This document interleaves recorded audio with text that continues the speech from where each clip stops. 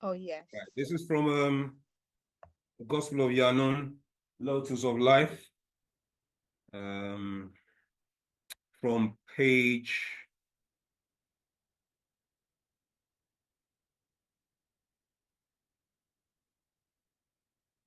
For those who don't have the book, I'm going to share it on screen from my copies, which I've painstakingly scanned.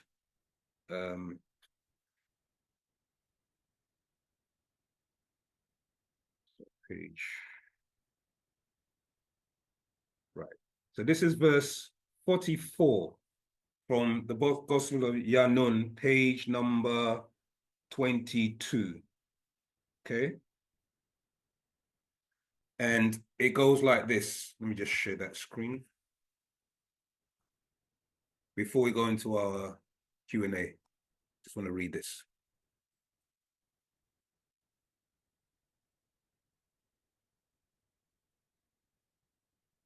Right. Verse 44. This is a part of my message to you. You have heard from above, and is declared to you. Verse 46. Intellect does not become blinded by the brightness of labin nawar, white light, of tablul, confusion. Yeah, read that again. Intellect does not become blinded by the brightness of labin nawar, white light, of tablul, confusion, and babal, chaos. There is no light inside your being. Light is blindness or faith, not intellect or fact.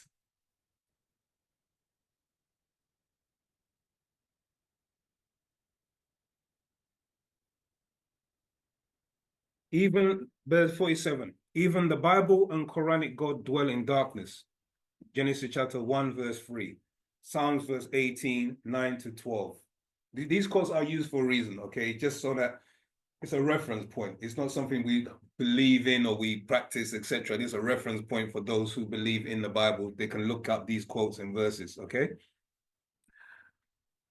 If you claim to have actual facts, this is the part, verse 48. If you claim to have actual facts in Wu-Sabat, yet are not one Akar mind, you lie and you do not live by the Sawab truth. Verse 49. Yet, if you, Mashoy, walk in our way of life and on the correct path, as you claim you are in Siam Akal, divine mind, and linked to the Kale Makwanat omniverse as a Kharaj child of Patir al-Fatah, natural nature, Saim Salat, divine rules. If you claim to be without Dawaj art, evils, and Jawednus, wickedness, and do not have Ashuk, divine love between you all, you only deceive yourselves and those who trust in you. If you confess your wickedness and evils as Za'ufnus, art, weaknesses, and plan to overpower them, you be forgiven and purified. It's on you.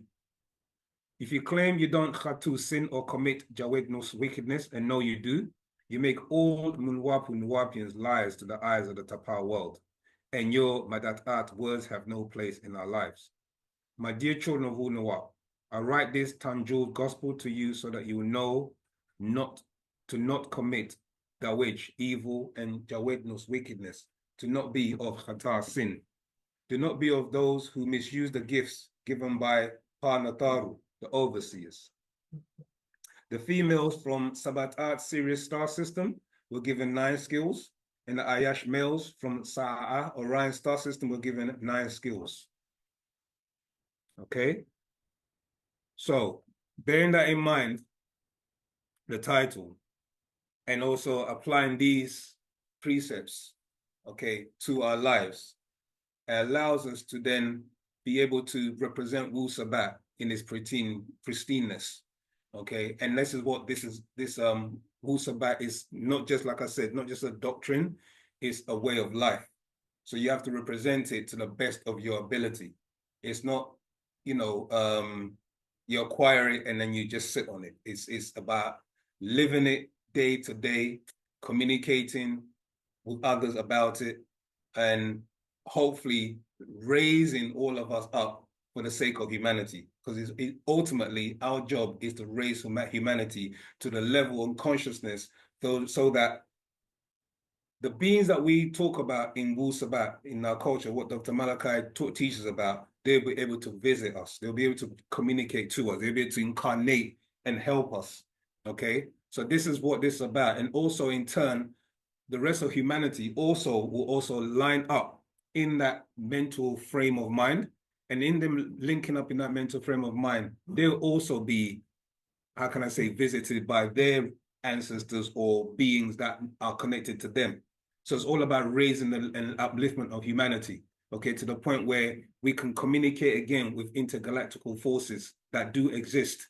Yeah, because what we've been taught is that this one planet that we all live on, do you know what I mean, as Earthlings, that's the only planet that has life. And Wu-Sabat doesn't teach that. Wu-Sabat teaches that there's multiple existences in the vast and boundless universes, not just universe. This is just one of them, one of the many.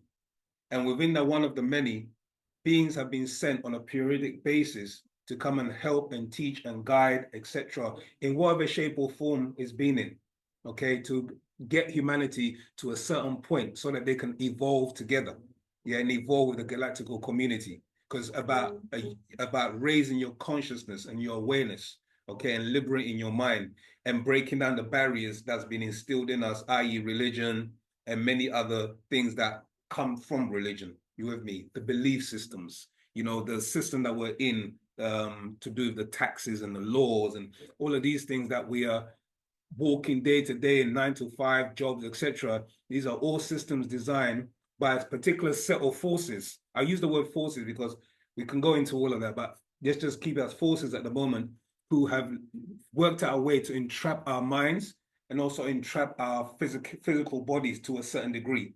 You with me? To be able to get to our potential. Yeah, and that's what it's about, is releasing our true potential by recognizing that we are divine and supreme beings again. Okay, so I'll open up the class for those who want to ask any questions, but know that once you're awake, what are you going to do? Are you going to, you now have to wake up others. Okay, right. Any questions either in the audience, in the chat, or online? Please feel free to ask. Just want to say, Clubhouse have just sent a message. They are not here. They're not hearing you. Oh, thank you. Because that was the first people I was speaking to was Clubhouse. And now they can't hear. 1 second, Clubhouse. I'm going to be with you in a moment and find out what's going on. Oh, it looks like it's reset the room for some strange reason. Okay, I apologize for that, Clubhouse. I can be heard now? Anyone can shout out? Can I be heard? Okay. Any questions while we're waiting for someone to reply? Any questions at all on any? Oh, greetings. Greetings. Jose Hotep Matabel, is that you? Correct. Okay. How you doing, my brother? And I see you, Patricia. I see your hand up. I am fantastic. How are you doing?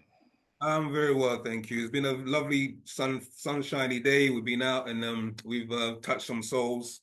You know, people have been making themselves known. We're making people known about us again. We also met up with the Nation of Islam as well, who are out there doing their charitable works. And we had a, nice connection. So yeah, it was a very nice day today. Oh yeah, in Brixton, I think I've seen on Facebook your post. Well, you keep up to date. Okay, that's good. Yeah. We just posted on Facebook. That's right. All right. My question is actually regarding remember the call that we're supposed to have regarding the teaching. What are the requirements and processes in order to effectively become a Sabian teacher or learn how to teach? What is the process? Okay. That you see that question, I'm not gonna try and avoid it. I'll probably try and make it very succinct.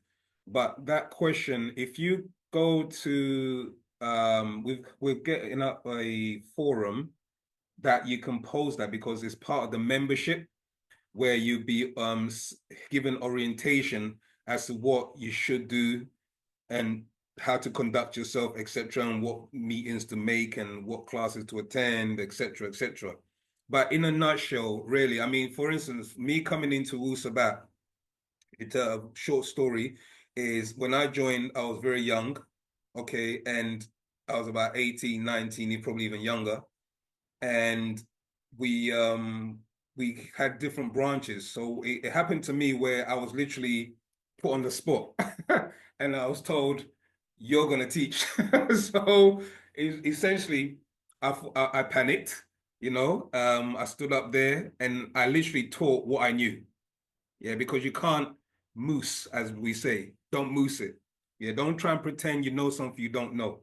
So that's the part of the, now you know something, what you're gonna do with it, yeah, or make others aware. So we don't try to stand up here and try to make things up just to sound grandiose or trying to sound good, etc.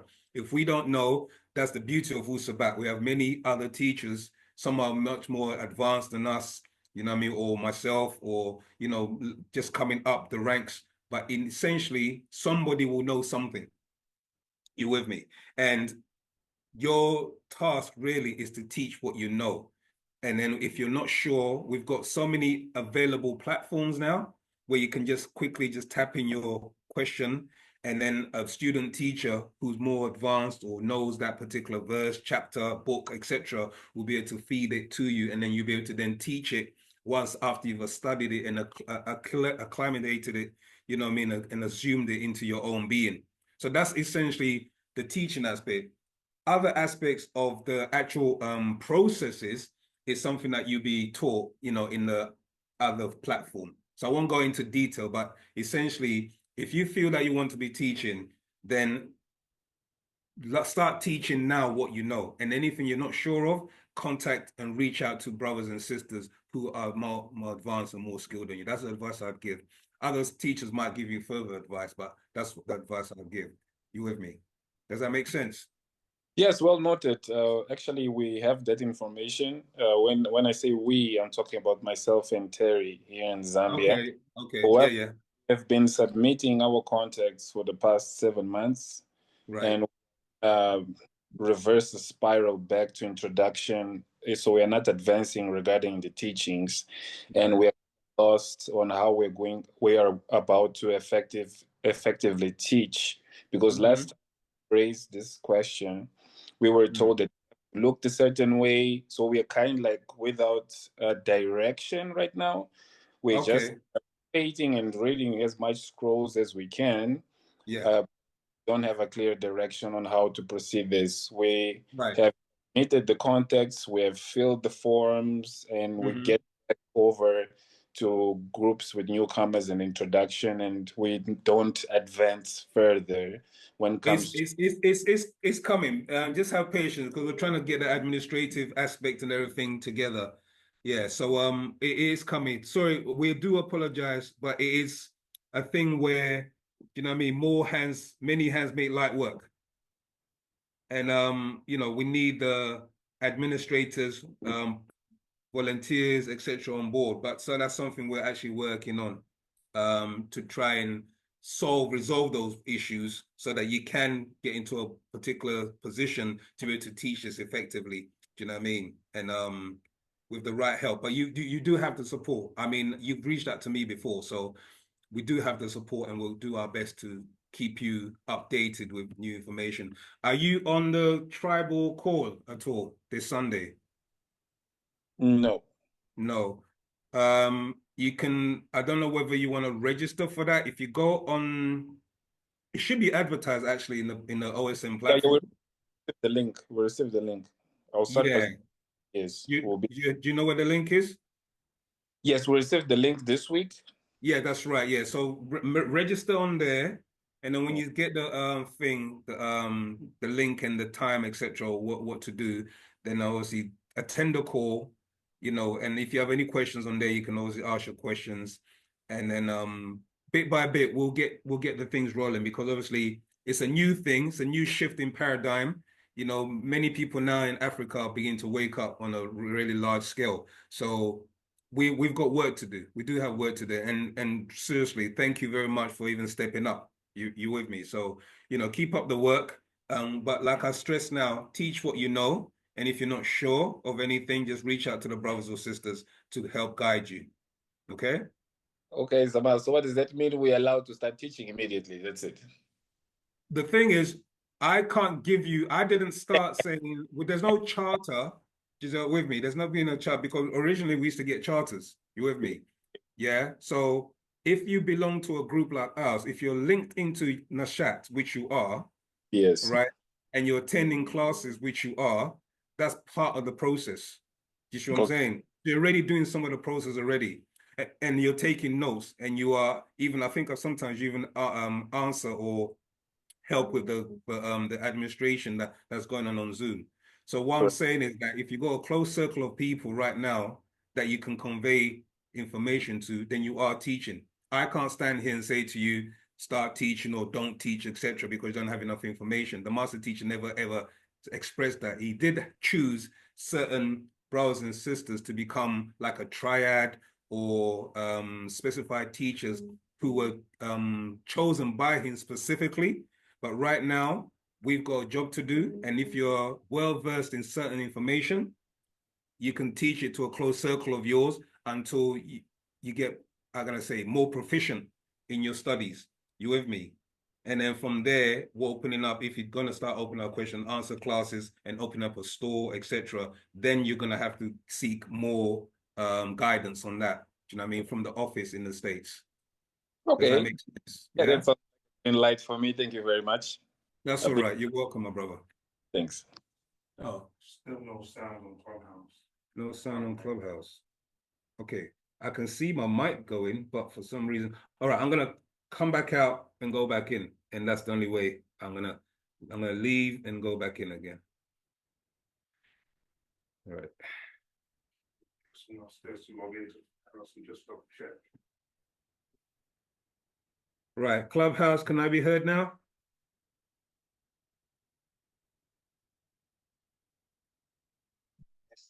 Okay, fantastic. So Zamal, we can be heard now. Right. Any other questions, Jose, or anybody else? Patricia, no, sorry, Patricia, you had your hand up. Or is it just to let me know there's no sound? Yeah, that's all it was. I was trying to convey Okay. that message. Okay. Tell Zamalta. Yeah, I got that message. Thank you. Right. Yeah, any questions on any topic at all that we teach on? We do cover a large range of topics. So I have a question, Jamal. okay, Kobe, Rahubat.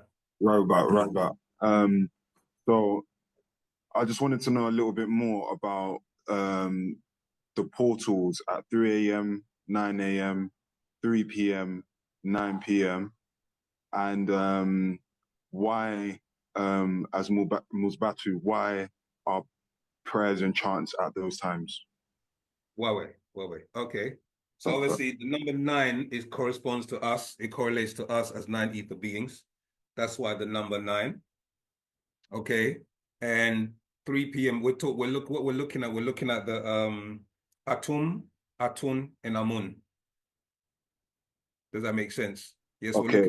we're looking at actual beings that represent those particular cycles or that time duration. So when you start from Atum, that's 9, moving up from on the right to Atun, the zenith, okay, and then down to Amun, and then down to Anun.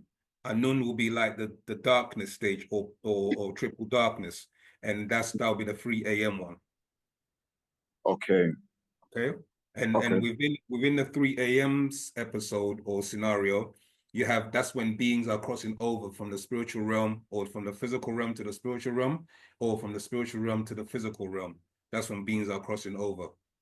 Okay, Is that only at 3 a.m.? At 3 a.m., that's when it happens. They refer to it as the witching hour. Yes. Yeah. I've heard that before. Okay. Now the movie that the master told us to watch was a movie called Coco that actually illustrates and depicts that actual event happening. Mm. It's a child's movie called Coco. Yeah. I've heard you guys recommend it a few times. I just haven't got around to watching it. Oh, okay. Yeah, it's a very moving story, and how if you can relate to it and understand that again, what we're teaching is that nobody in our race dies. There's no such thing as death. Okay, death is just a sickness first and foremost to the physical body, which Yeah. can be once they find it on the chromosome, one of the chromosomes. There's actually a chromosome which the master hasn't revealed yet, which actually can cure death. Okay, once they isolate that, that's a game changer for them. All right, but he hasn't revealed what that is yet. So the other aspect of that is that when oh gosh, I lost my train of thought. What was that now? 9, 3 and 3 a.m. Yeah. What did I say? You were talking about Coco, and Yeah, then Coco. So so yeah. when that time period or that time frame happens, okay, you will be able to also communicate with your ancestors in that realm because you're making a connect. That's what I was gonna say. Because energy doesn't die, your ancestors transition. Okay, we don't say they're dead. That's something that they've taught us in the Western world, that once your parents or your relatives, they're dead, and then you go to the graveyard to visit them. The masters explain why you're going to the graveyard to visit them, because they're no longer in that state. They're just, physical now, or that deceased body is just in the graveyard. The real essence, which is their soul and spirit, has transitioned. So why are you going to the graveyard to go and pay homage to them when they're actually already inside you anyway, and also in around the elemental forces? So we give reverence to our elemental forces, okay, which they become when they become, a part of the ancestral lineage. So that in itself is the connection. So our ancestors don't die, they just transition or translate to the other side, because energy cannot be destroyed as we teach. You with me? You can only change form or you can trap it. Yeah. And sometimes what happens also is that our ancestors, okay, because of what they didn't learn in their lifetime or what they believed in their lifetime, they can also remain trapped. Burying our ancestors actually traps the spirit, the master teachers explain, because the spirit is in the bones, okay, by way Okay. of the blood. And because the blood is there, what happens is the spirit is anchored to this realm because it can't escape when you bury them. Do you understand? Which then opens them up to disagreeable forces that can actually, what's the word he used? Torment them. Okay. Yep. Yeah. Yep. So what we did was to release the spirit. We used to cremate. That was the reason for the cremation, because we Okay. didn't understand the Okay. full science. We lost that science of embalming and keeping their cells alive, and that's what the mummification and all those aspects came from. Yeah. But Yeah. because we lost that true science of how to do it, the master said that until we get taught that information, we cremate our ancestors or our loved ones, and then what we do with the ash is that we will actually put it in a evergreen tree, because the evergreen represents life, Okay. everlasting life. And if you're able to, you can get gold dust, okay, and mix it with the actual ash, because what happens is the gold ash allows that being to translate into the ethers, into the etheric Wow. realm. Yeah, so that's what he explained about that. Okay. So, okay, I'm not gonna lie. Just off that, I've got so many questions running in my mind. I don't want to take time, but let me just ask another question from that. So, in that respect, like, what's the importance, if you can answer anyway, what's the importance of gold within that? What is the importance of gold? Okay, so Yeah. gold is part of what we refer to as the mafkhuzat. Okay, for those who are not familiar with mafkhuzat, have we got the book up, sis? Mafkhuzat. Let me see if I can. Another one that, yeah. So mafkhuzat was originally in the DNA and fluid of our ancestors. Okay, what mafkhuzat is, it's not just a one element. They refer to as orbitally rearranged monatomic elements. And that basically means that there's certain elements on the periodic table that when you are able to actually increase the speed and energy of it, you can turn it into something else, you with me, which becomes monoatomic. So that it means it has one atom, one, Yeah. meaning one atomic, yeah? So Yeah. that monoatomic element is palladium, gold, silver. I can't remember all of them off the top of my head. And what gold does is gold has the ability to allow you to transverse into other dimensions. Okay. Yeah, so this is the importance of the mafkhuzat, okay? And it can be activated in the female because she's forgotten how to do it when she started to give up her divinity to the male. And the male is activated by the female in certain sexual acts, okay? That's how you're also able to activate the male, all right? Okay. So there's certain things that happens, yeah, where you can actually do that, okay? But you have to be cleansed inside out, outside in. It's all about the cleansing. That's very interesting. Okay. Let me read it for you, so Yeah. everybody can be on the same page. So you got the Okay. Master Secrets, and it's referred to as Pa Kadash Shalil Naghamat Wupa Mafkhuzat. Okay, the secret of tones and the Mafkhuzat, elixir of life. Don't know if you can see that in the Yeah, screen. can you just bring it back a little bit? Oh, back Like, a bit. Yeah. Okay. Okay. Goes to, okay, so that's a Master Secret, series number 5. Okay. So, first page, it goes, I'll read from the page and I'll jump to the gold aspect of it. So the Master Secrets, Pa Kadash Shalil Najamat Upa Mahkhuzat, the secret of tones and the Mahkhuzat, elixir of life. Reading from verse 1. Lahe amtkum munwapu kharadu empa muntaru afaf sa'ah Wu-Sabat. Translates, for you Nuwapians, children of the overseers of Orion and Sirius. Number 2, provided for you Kharadu empa muntaru, children of the overseers, on this Mikab Taha, planet Earth, the monoatomic elements, all 8 being transition metals. So if you look up on the periodic table, these elements are actually transitional metals. So the first one is gold, then you have platinum, you got iridium, you got rhodium, osmium, palladium, silver, and ruthenium. Okay, that's the diagram here. Okay. You can see it. If you can see that, I'm not sure if you can see it at all. All right, then it That goes. makes sense. Yeah. Transitional element metals are metals that can transit between different states, from metallic to monoatomic, or one atom. Mono, one, atomic, all relating to atoms. A single atom no longer having normal metallic characteristics, yet Hasut now possesses superconductive capabilities. So one part, if you know about superconductors, if you go and study the trains in China, yeah, they have maglev, okay, and they use superconductors to create that magnetic lift, and they actually use that now into propulsion, yeah, to make trains move. Likewise, our ancestors were doing that when they were building the pyramids. The pyramids, part of that moving of large blocks of stone was actually using this science, okay, magnetic levitation.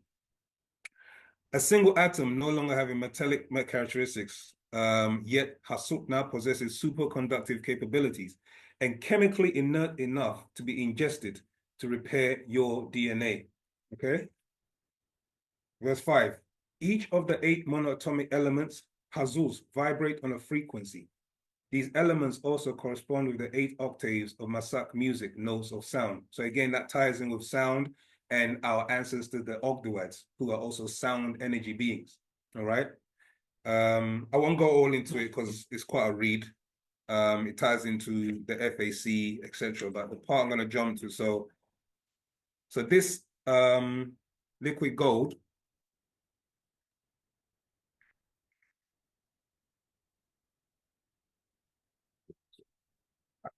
right? So this, they call it white powder of gold, as they do all cream-colored things. Yet, in actual fact, it's a fine dust of 8 precious elements exhibiting extraordinary properties, once reduced to a single atom through an ancient science called alchemy.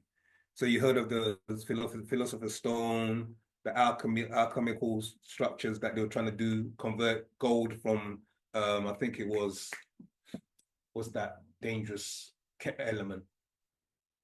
Dangerous element that if you breathe it in, it's a metallic element. Go on the name of it.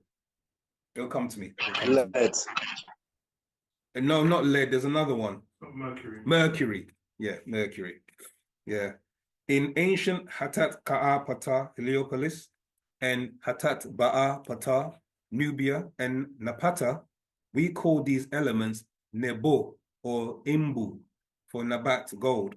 The gold powder or power, sorry, had Hika'a, shortened as Hika'a, magic powers, and it was drunk as a liquid called Mafkhuzat, liquid gold. So again, I'm going to jump, and this story of your Eve story, okay, your Eve story is actually talking about, bring it to actual facts, a being known as Dingish Zida, who copulated with Eve and had sexual intercourse with her and gave her Mafkhuzat. Okay, so that's the reason why Eve was able to live and Adam was able to live such a long time because of this particular gold. But I'll read on about the Mafkhuzat. So this liquid gold, this Mafkhuzat liquid gold will take you to a mystic state of Akal mind and Khatat body, where you meet with Pa Muntaru, the overseers, and Ghayor, transformed as one of them. As you know, you have red wine, red daman blood, and white wine, white blood, or matao, semen. The female, she purifies her body with her ahadawa, moon cycle, from ovulation to menstruation. Red blood cells mixed with white blood cells as dead cells. And upon reactivation, she will retain her pure Nabat gold power because of her aher dawar, moon cycle, as long as she keeps her daman blood pure. When a woman joins with a man who has not transformed and drinks of his white wine and mixes her red wine with his, and they give birth to a Sawal son, this causes her Nabat gold, yellow light of Atunreye, to go out. She, Gayora, transformed into a woman of man. So basically, a woman gives up her divinity, okay, if she does that. So you need her gold or yellow light put back on, reactivated. Now the male will have to be restored or transformed differently. So it talks about him being transformed differently, and jump into verse 42. Now let's take a look at these monatomic elements in depth. All platinum group metals, with the exception of Nabat gold and silver, ruthenium affects Hammam human DNA, resonating, and Hazuz, vibrating with it. A single ruthenium Zarat atom placed at each end of a short strand of DNA would dismantle the short length helix and rebuild it correctly. And that strand of DNA comes 10,000 times more conductive, a superconductor. So I'm just going to just leave it there for you to marinate that, okay? And it just shows you the actual power that we have and why when we do certain things, you see what I'm saying, it actually reduces our power, our inherent power that we have, okay? Tower out for the Jamal. Okay, any questions on that or any further elaboration? Linking Nkana and then Jose Hotep afterwards. Go on, Linky. Rahubat Sama. Rahubat. You mentioned earlier that males and females were given 9 skills. What were those skills, please? Okay. Someone's paying attention. Right, let's jump to the Gospel of Yaanuwn again. So the 9 skills, it says, first of all, let's start from verse 52, and that's on page 22. Do not be of those who misuse the gifts given by Pa Nataru, the overseers. The females from Sabatat Sirius star system were given 9 skills, and the Ayashu males from Sa'a'a, Orion star system, were given 9 skills, such as 1, the skill of dance, 2, the skill of singing, 3, the skill of drawing, 4, the skill of playing music, 5, the skill of sport, 6, the skill of building, 7, the skill of sewing, 8, the skill of healing, 9, the skill of teaching, 10, the skill of weaving, 11, the skill of carving, 12, the skill of writing, 13, the skill of lovemaking, 14, the skill of cooking, 15, the skill of creating, 16, the skill of mathematics, 17, the skill of chemistry, 18, the skill of tongues. So that's 9 male, 9 female, making 18. So verse 55 then goes on to say, these 18 skills were implanted in the Yachas'at genes to manifest in the offspring. Okay, so again, if you study things like epigenetics, okay, or DNA and how DNA works and operates in your body, you know that when you're dealing with genes, okay, genes are expressed, and how they're expressed is by way of epigenetics, okay? And there's something called a methylation process that takes place. So when you're exposed to a particular environment, certain genes are expressed, all right? So if you have a child who's nurtured in an environment where music is played, etc., that child will express a particular gene. Not necessarily all the time, but it's to encourage that expression of those genes. If you expose a child to nature, again, that child will be more experienced to the, what nature and natural nature and things like that. And what it's doing is the RNA and DNA, what they're doing, they're encoding all of this information and it's getting stored in the nucleus of your being, okay, which translates into your soul and your spirit. Does that make sense? Right? So verse 56, over time and mixing, they exchange their skills. Some now have more than just one skill. And you know that because you see people can play music, do this, do that, and like, wow, and some are very skillful. Verse 57, originally only Ayashu males from Sa'a, Orion star system, and 12 Ayashu females from Sabat, Sirius star system were allowed to stay on this planet to mix and breed the new Mokwan being who were originally born as twins. Does that answer your question for you, Linky and Kuna? Yes, it does, and it makes so much sense. Thank you so much. No problem at all. All thanks to the master teacher who's revealing these things to us. Jose Hotep Matabel, you have a question? Yes, Amal. Actually, I have several, one at a time. Okay, go ahead. I would say the question is becoming a nine-eater being the same as being immortal? And what being immortal means? Okay. You're as still well. a nine-ether being in a mortal or limited realm of being able to do certain things. So you're limited as a mortal, okay? But you still maintain your inheritance as a nine-ether being. Does that make sense? So you have the full potential and capacity to become a full Etherian. Yeah, because really and truly, you are an Etherian who's incarnated and expressing soul and spirit. Does that make sense? I don't know. I still don't get it. Is being immortal the same as being? Sorry, did you say immortal or amortal? Sorry, I'm trying to. Immortal. Oh, immortal, right? Yeah, sorry. Yes, then yeah. Immortal is dealing with your soul. Your soul and etheric being are immortal. Yeah, your spirit has a certain span, but even that is considered in the realm of man's time scale or life cycle. That's still immortal. You with me? Your spirit can live for thousands and thousands and thousands of years. Okay, but your soul is everlasting, linked with your etheric being, your etheric, your achach. Okay, and that achach or etheric being is linked to the multiverses. So in that realm, you are immortal. Also, you can also live immortal immortality through your children. Do you understand? Because what we understand is that once we are born, we live through our children in different life cycles. So we could come back depending, obviously, on whether you've upskilled yourself and you've elevated to a height where you don't no longer have to come back. Does that make sense? But yeah, we are immortal. Okay, that brings up the follow-up question, which is, are all race stocks able to achieve immortality? Are all races able to achieve immortality? Yeah, or become... Not all races, up to from the 7th, 8th, and 9th ether beings, but lower than that, they don't achieve immortality because they don't have soul. You with me? Yeah, so it's the acquisition of soul, and this is again going back to the mixing of our seed. If we mix our seed, we obviously give a proportion of our soul to other beings. So certain sub races will acquire soul due to the fact that we've mixed. Does that make sense? Yeah. So right now, because the whole world is mixed together, you can't really say to somebody, well, you don't have soul, because somebody could be expressing soul and they could look like a Caucasian, or they could look like a Asian, another subspecies. Does that make sense? But they're expressing more so than your darker skinned brother or sister.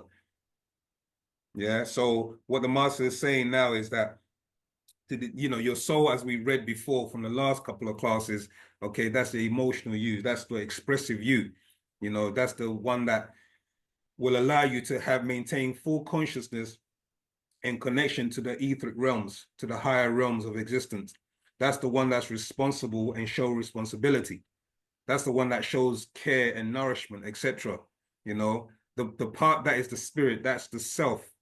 The word, that's where you get the word selfish, because it deals with just pure self. It deals with survival. It doesn't deal with, oh, let me think about all other people before me. That's what soul does.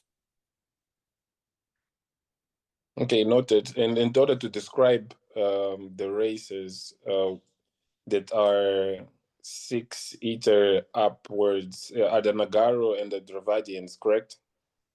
You have to go to Mangalu. Yeah, so you have the Dravadu, the Mangalu, and us, Nagaru. Okay. Yeah. And the potential is there for the six ether Mukasu female, because if she was a mix with a male, even at his own detriment, she will also have the ability, because she's got the mitochondria DNA, she can actually move up levels. Does that make sense? Up to 9? Sorry? Up to 9? Yeah, up to 9. Yeah, up to 9. Okay. Yeah. I mean, you see it sometimes in when Nagaru males, or even just Nagarus are mixing with other species or other races. You see in their manners, their movement. You see even in their body shape, etc. You with me? This is due to the mixing. You know, what's happening is that once the mixing takes place, the morphogenetic field is also affected.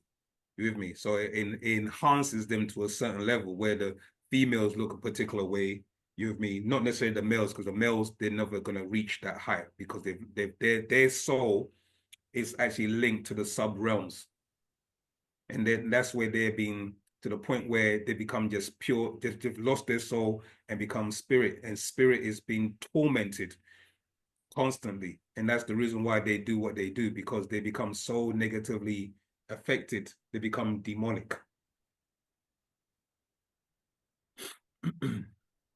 All right, that's noted. Appreciate love. More than any time, my brother. Okay, any more questions on that particular topic or anything else? Oh, Terry Jamal, Rahubat, I see you up. Rahubat, yeah, so my question was regarding the as we know, the 6,000 years for the sixth ether being, which was extended up to 2030 as the last year of rule. So well, it wasn't extended. It was just that that's the time that they were expired, but it wasn't extended, because they weren't given any more extensions after the year 2000, when they had a meeting in the Bohemian Grove. And the beings there at that time, when they asked for an extension, they were denied, because they already received 2 extensions. Those were the World Wars. So World War I and World War II was actually a way for them to be able to get enough bodies to feed to these draconians. You mean, because yeah, that's something, if you're not familiar with, we can touch on. But essentially, it's just for those in the listening audience who are not familiar, like, what was he talking about? You had extraterrestrials made contracts with humans who were running the planet at the time, these presidents. And the agreement was, okay, or the covenant, which you hear about in your biblical story, okay, it's just basically a contract and agreement. So that agreement was that the X amount of bodies will be given over to these draconians and to these extraterrestrials who were flesh eaters. You with me? Because yes, some beings are on the menu. Human beings are on the menu for other extraterrestrials or other beings who see that as a food source. And you can say, but how, why, you can contemplate all of this or be in disagreement, but look what we do to chickens, look what we do to cows, look what we do to pigs, etc. We breed them in a farm, yeah, and then we zap them out, and then we take them, put them on the supermarket shelf, and then many of us go into the supermarket. Well, that's what's happening with extraterrestrials. Some of us are food source for them. Okay, so just putting it out there so those who didn't know. Everybody or just some? Okay, I'll keep your question. So yeah, so so sorry, Terry, have I answered your question? I didn't ask. My question was regarding the after 2030. Yeah, so 2030 was essentially once they lost their agreement and pact with them, with these extraterrestrials, these Luciferians, then out the expiration date will be up to the year 2030. Now, what the master explained is that not their hybrids. Okay, their hybrids are being taken out by way of the COVID virus and other viruses that are coming to the planet. Okay, the 2030 more so applies to the original what's it called, Caucasoid race, who were blonde hair and blue-eyed. You with me? So the original Caucasoid race, the original Caucasians were actually blonde hair, blue-eyed, that were made by Pleiadians. Okay, so they will be phased out of existence, but the hybrid children who have mixed in over long periods of time through either rape or consensual mixing, etc., they will be up to the year 2030 and beyond, but they're being wiped out because the extraterrestrials don't see them as having the pure blood or positive Rh negative blood. If they're not of Rh negative, they'll be wiped out. And that's what's happening with all these. You see, like what's happening in what happened in Haiti and what's happening in certain parts of the world where there's tsunamis and earthquakes, etc. These were actually wiping out certain beings or certain children or hybrids that they no longer need and using them as food. Okay. So is there a specific time frame when they will be completely wiped out? You just want them wiped out. Okay. What's happening is that some will be eliminated or removed of the planet, and others will eventually evolve back into Dravidians. Because what the masters teach us, as it was in the beginning, so shall it be in the end. So all humanoid creatures or mankind, as it were, okay, or hybrid species, okay, or races, what's going to happen is they're going to start eventually evolving back into the original traits and characteristics that was before. So originally was the Nagaru race that was on the planet. There was no other race on the planet. Then eventually came the Dravidians, okay, who were on the planet. Does that make sense? And then because they came out of us, and from us, after they, remember you're dealing with, if you're not familiar with the 9 ether and 6 ether and ghost, then I'll just have to backtrack. But essentially, there's different ethers that make up the formula to produce a particular being. So the formula for a 9 ether being and the manifestation of a flesh and blood 9 ether being, based on its formula and its etheric potency, is African. Okay, with woolly hair, dark skin, broad nose, broad lips, etc. You with me?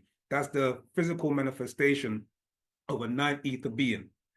Okay, now what happens is as the gases and the formulas start to get weaker, it births another being through the cycles.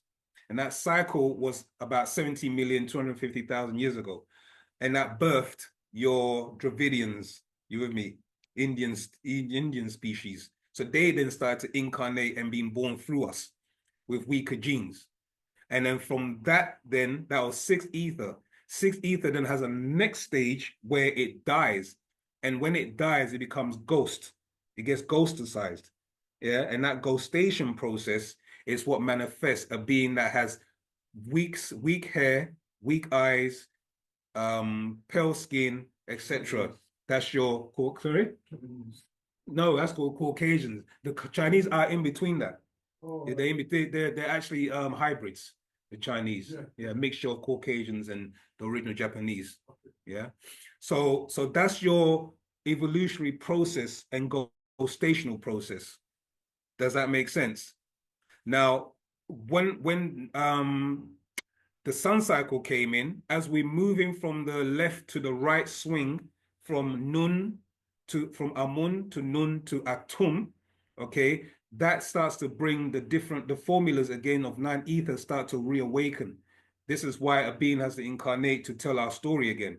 Okay, so the formula starts to get more potent, and as it gets more potent, the species who are known as the Dravidians start to change. The Caucasians, who are hybrids, and other species of them start to change and morph back and start looking more Dravidian-like. So if you look at the features of a lot of Caucasian now, especially their phenotypes, what I mean phenotypes are like their eyes and their hair structure, etc. You can see that they're getting darker hair, darker eyes. So you don't really see the true original Caucasian race, which were the blonde hair and blue eyes that Hitler was trying to mimic on the planet. Does that make sense? Yeah, you can find this breakdown in The Harvest. Yeah, if you ever get the book called The Harvest, then in there it breaks it down. I've just started reading it today. Oh, okay, great. You find it in there then. So yeah, that's now your question about the eating. Yeah, so is that everybody? It's not everybody, but if you're on the radar, then you'll be you. What do I mean by on the radar? If we're not practicing our way of life, because every creature or every species or every race has a vibrational frequency. The reason why the master teacher, one of the many reasons why he's incarnated, is to get us to recalibrate ourselves back to the original tones of the universe. You with me? And that will take you away from being in the radar of these extraterrestrials who are meat or flesh eaters, because they subsist of that. That's their force. You with me? It gives them evil, wicked energy, as it were. So the transition from being transformed into an Etherean or supreme being again is so that you get have now that link and protection from your ancestors, the overseers. Remember, they're the ones that govern this realm. You with me? But if you're not on their radar, it's not like they see you as like, no, you can't touch. They're like, if you're messing about and you're not doing what we're asking you to do, we can't help you. An example, what I mean, if your grandmother is sitting here and you're drowning, and somebody else, a stranger, is sitting there and you're drowning, who would you call? Your grandmother, yeah? So you have a link to her. If you don't call your grandmother, do you think she's going to get up if she doesn't hear you? Yeah? So if you're on the wrong frequency and the wrong tone, then that being will come for you. You with me? But that being doesn't have your best interest at heart. It sees you as food. Yeah? So what our ancestors are saying is, get them cleaned up. We're going to send you down here, Atum Ray, Dr. Malachi, Yaanuwn. We're going to send you down here to clean them up and prepare them for that journey. Because ultimately, we're not supposed to be here after a certain time, because there's going to be catastrophes and calamities and other things taking place.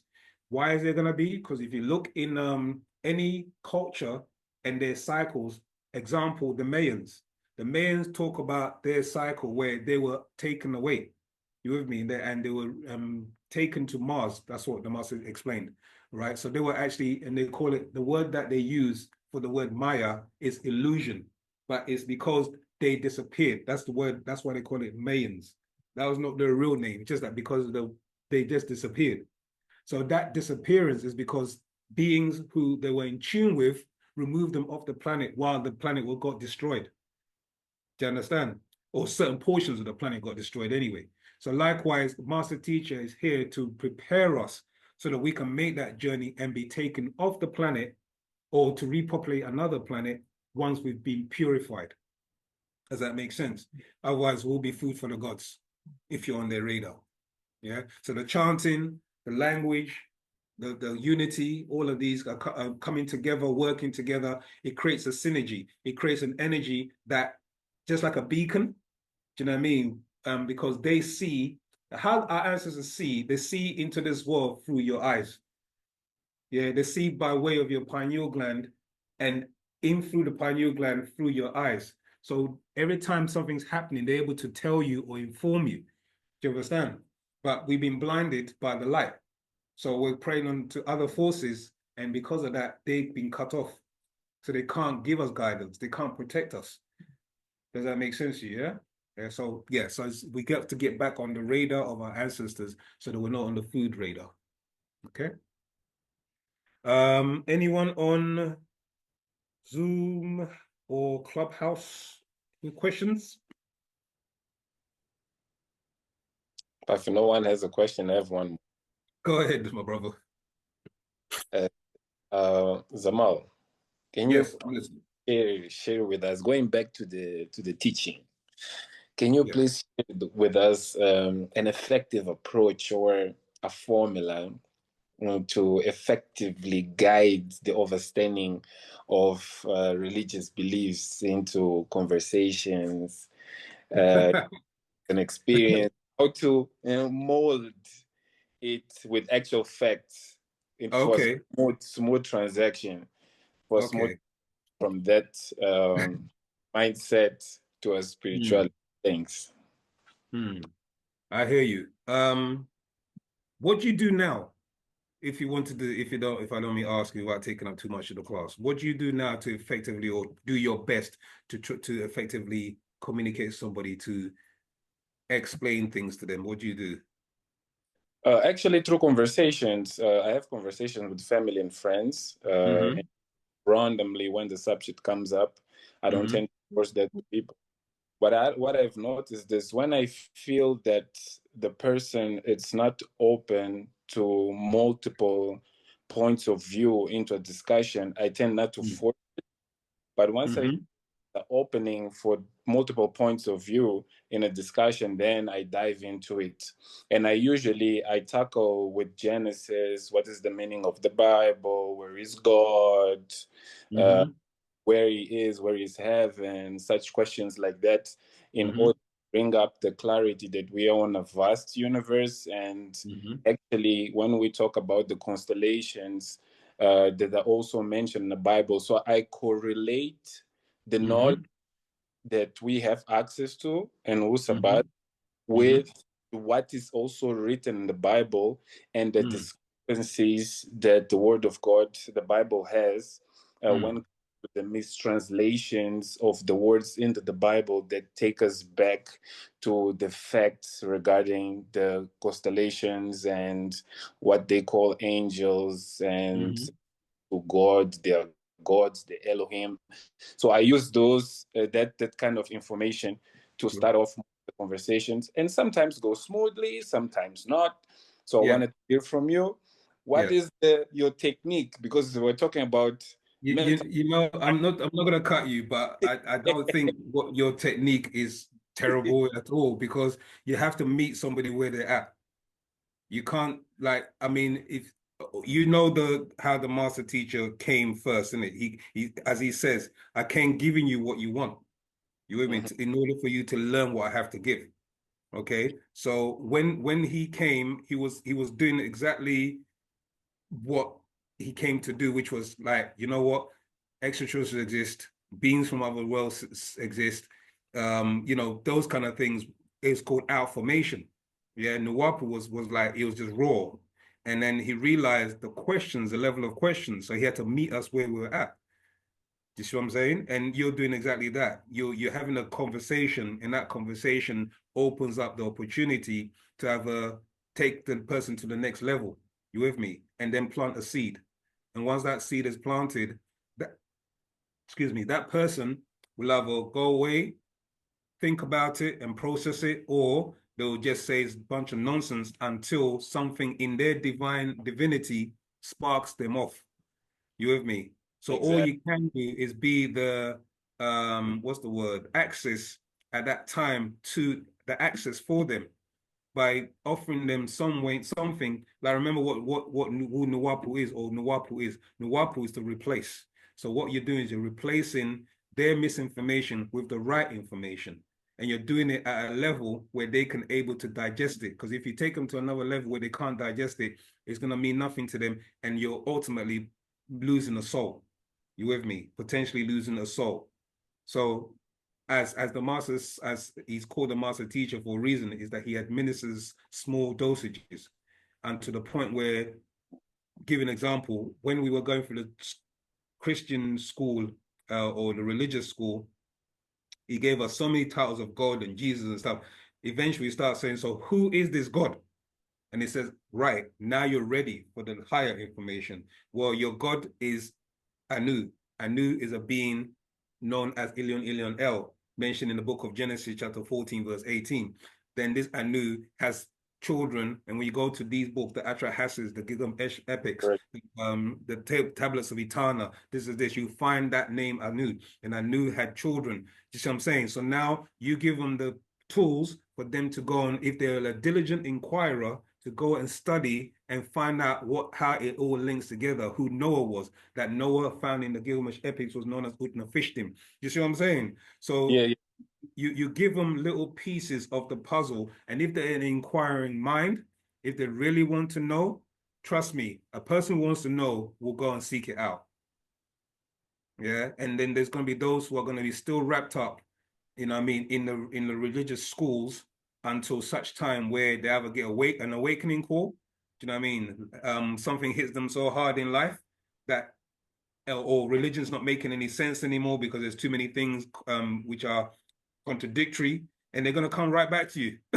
You see what I'm saying? They're going to say, Yeah. you know what you're saying the other time? Or egotistically, they might not even want to, they might avoid you because they know really and truly that what you were saying was true, but now they feel stupid.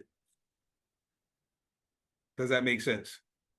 Yeah, it does make sense. The reason why I'm asking this question is, and why I requested a formula or approach, is because I wanted to create a kind of a system on which I can use, let's say, 2 or 3 or 4 meetings, Right.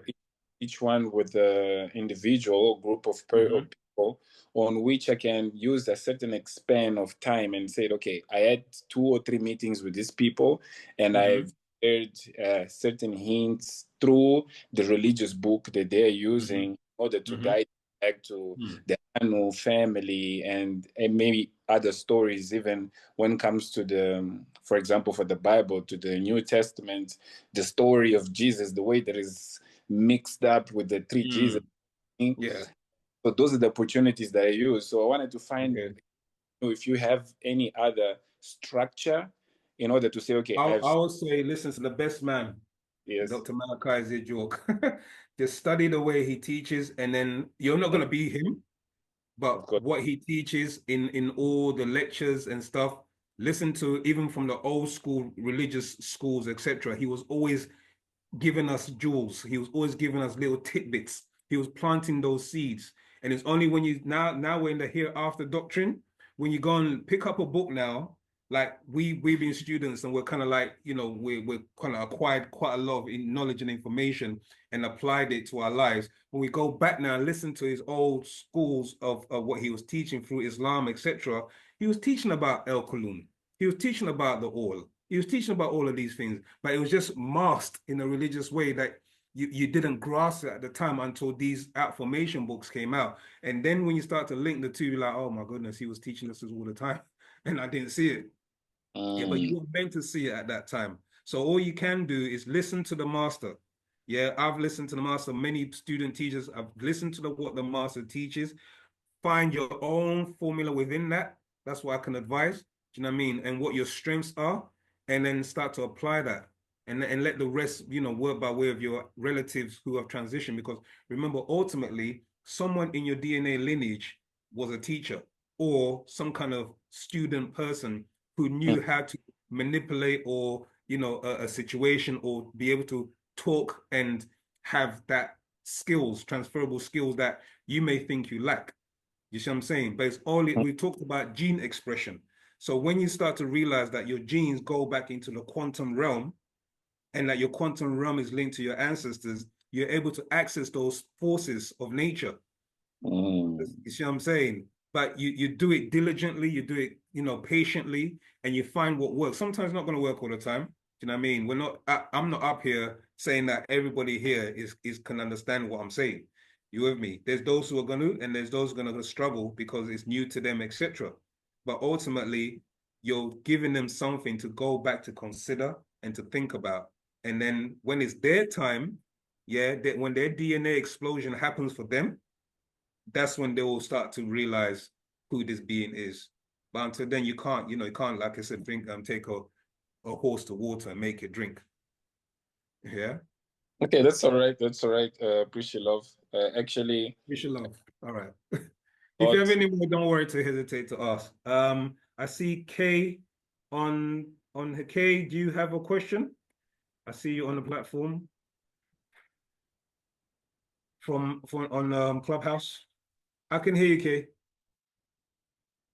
Yes, I'm obviously, unlike many others, I've done loads of research and got myself, far and wide. And recently, it's like, do we have to be in a specific country or kingdom in order for this elevation? And it's like, do we have to be in the right environment in order for us to access? Because I personally, when I live in England and I struggle to fully attain certain parts of myself. And then when I go to other countries where it's a little bit more harmonic, it's a lot easier because my soul is more at peace. I can't really explain it, but I think obviously it's because of the environment. I just thought the environment in which we live. And then there's been a wind where people are like, oh, everyone will return to Africa, or the Israelites will return back to Egypt, and all this jazz. And I'm like, okay, so do we have to go to a specific country or a specific continent or a specific place, or is it all within our heart? It doesn't matter where we are on the planet Earth. I understand what you're saying, Kay. Preferably for your thriving and conducive aspect, Africa will be the place, because your genes, your soul, and everything's linked to that place by way of your ancestors. Okay. However, if we can maintain our mind link and have communities, you with me, in different parts of the world, and we're mind linked and we're meeting up together, it's also a help in the right direction. Do you understand? So if I don't know where you are in the world, but if you are local and you can come down to Nashat, perfect. If you're not and you're somewhere up in, the neck of the woods like Birmingham or Southampton or wherever the case may be, then what you do is, you try and find a community who are also, or you try and start your own with the right guidance. We actually have administrative processes that we're setting up, or in the process of actually getting it start to run, where you can become a member. And once you become a member, you have orientation and how to navigate through Wu-Sabat and understand the culture, etc. So within that scope, you'll be able to then be guided and you know what to do. So if you're going to set up a community in your part of the world, then these will be the processes that you'll need to do. If you don't feel comfortable in setting up a community, do your best to try and share Wu-Sabat to all that you know will accept it. You with me? Or, will are hoping to embrace it. And then from there, still link back to source, because really and truly, at the moment, we are the one that are pushing this information in London, and across the UK, etc. And even parts of the Africa is now coming on board and learning this information. So it will reach everybody. So we are being mind linked in that sense. You with me? And being mind linked also links in with the mental reservoir, and the mental reservoir is linked into your ancestors. Does that make sense? Yeah, lovely. Thank you for that. Can I ask another thing as well? Go ahead. I found it fascinating that the title of today was, "Now that you're awake, what must awake others? What must you do?" You must awake others. And I thought, with the sound not working, I don't know, a channel came through today about we all just need to go within, and then we'll have all the answers, or our ancestors, or say that this connected community has created a telepathic commune. So when the sound got going off, and I was back here laughing, being like, "Oh my God, Spirit, you're trying to tell us we just need to listen, but we need to tune into this frequency in order for us to receive." Okay. And I know with the biblical text, or even Elon Musk, for example, he's talking about how AI kind of replaces that natural ability That's for us right. to communicate telepathically among our brothers and sisters. And the more and more that we attain ourselves to get answers through AI, I'm definitely a hypocrite of it. I'm not saying I'm perfect, not at all. That we we will depend upon that. So it's like we lose a part, and we forget our power. That's right. By trying to communicate via AI. Yeah. And I was just wondering, will this group, or does this group, like try and commune and meet up in the silence? So like we have a time or a meeting place and we just be in the presence and essence and try and commune in that way. If we don't have it, is it something that we could do to help sort of train that natural instinct and telepath gifts that we all have to commune together without AI? No. I can start from different angles, but essentially you're right. We do have a community. It's not just here in the UK.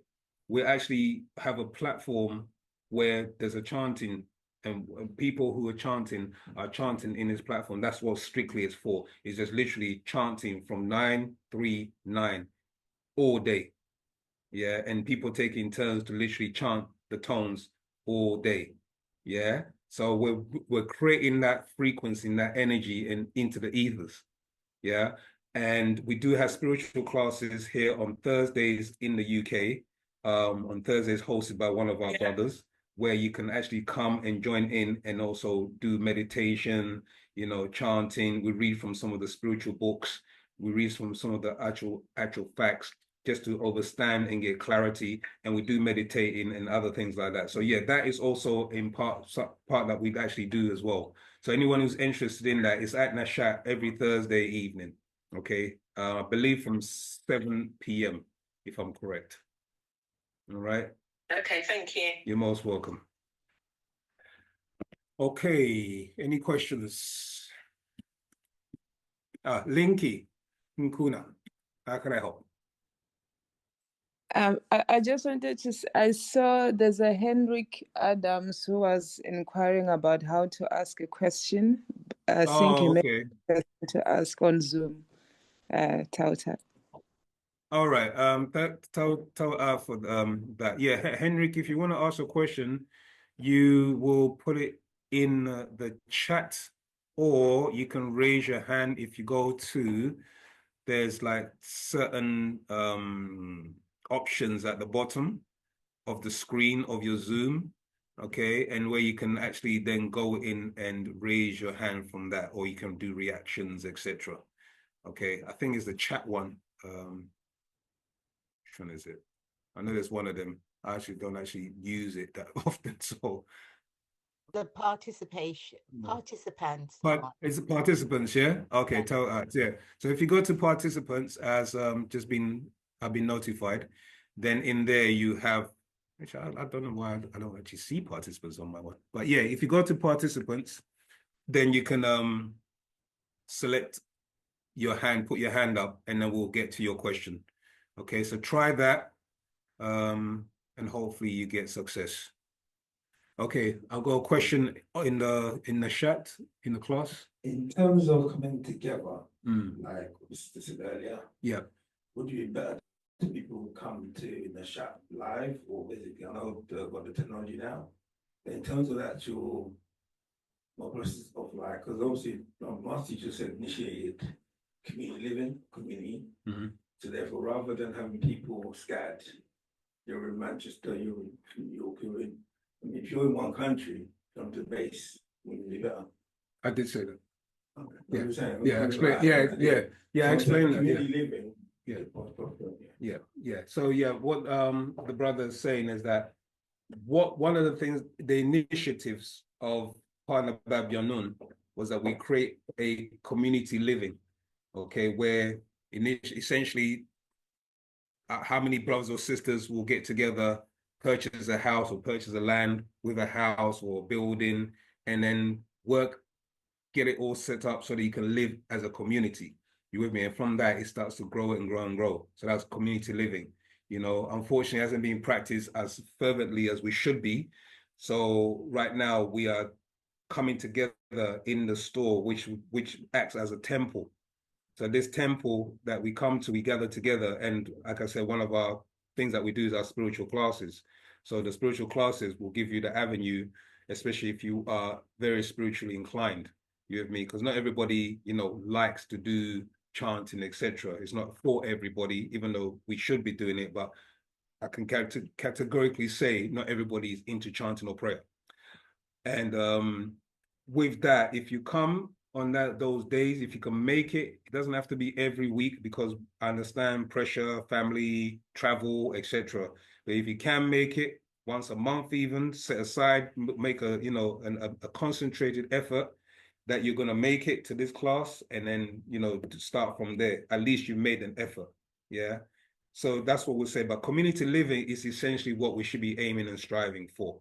All right. And then eventually from that, we can do those chants. And as I stated earlier, if you were listening, or if you were in a class at the time or hadn't logged on yet, is that when we start to chant and pray and do things collectively through divine love, or our shuk, as we say and keep striving and striding at, is that once you're able to apply those things, the beacon of energy, or your light, okay, that permeates into the ethers, is then seen by your ancestors. And this makes them easier for them to be able to access or locate or communicate with you. But if our light is dim, or our light is very dim, then it makes it very hard for them to actually communicate with us. So you must raise your frequency. And that's why the 939 was introduced by Partner Bab Yaanuwn, so that we chant on these times and chant on the FAC frequency, so that it's constantly reverberating all around the planet, okay, in every time zone. With me, because there's people waking up on all different parts of the planet now, wanting to know what Wu-Sabat is. Okay. Right, Kobe, and then Henrik Adams. Kobe, you have a question? Yes, I do. Robert. Sorry as well. I just learned how to raise your hand. So you have to go to reaction if you're on your phone. Okay. Oh, reaction, right. Yeah. And then through there, you'll be able to find it. Okay, I'm just going back to the question I had before. And thank you for the answer, because I didn't get a chance to say that. So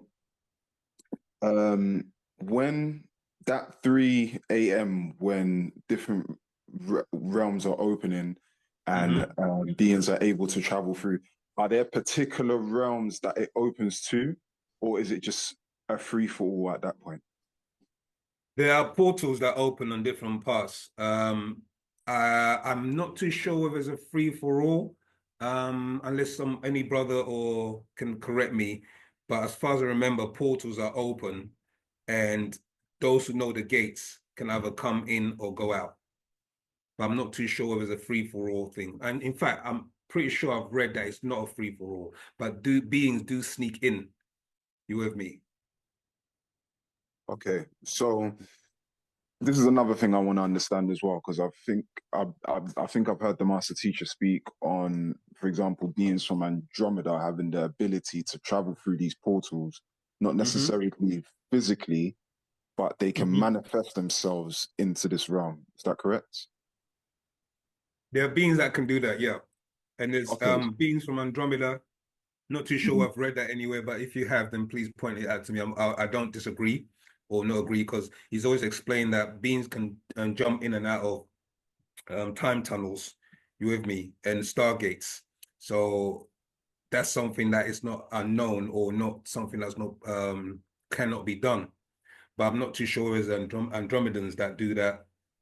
And yeah, do you get what I'm saying? I know beings from Arcturus, like the Anunnaki, who are the beings from Arcturus A and Arcturus B, they have the ability to do that. You also have the Pleiadians, who are actually dream walkers, which what I mean by dream walkers is they can actually enter into your dreams, okay, and they can personify themselves in like your Jesus character, your angelic being, etc. And this way, people wake up thinking they've got visions and things like that, so they can actually manipulate that as well. Okay, so you look like the Far Cry 5 pastor. Sorry, 1 second. I don't know. Sorry. Okay. Yeah, thank you. Right. Yes, sorry, Kobe. No worries. This is my last bit for this. So, when you're making those travels to different realms, is that the same as moving between star systems and planets? Is that the same thing? No, not necessarily, because stargates, you can move. Remember, within this universe or within this plane, there's different dimensions. You with me? So you can have different dimensions within one plane. And then you can have different planes within one universe. Does that make sense? Okay. Yeah. So the dimensional shift that we're making, for instance, is that Earth is going through different dimensions or different densities. You with me? So you can you can be in the third dimension or third density. All right.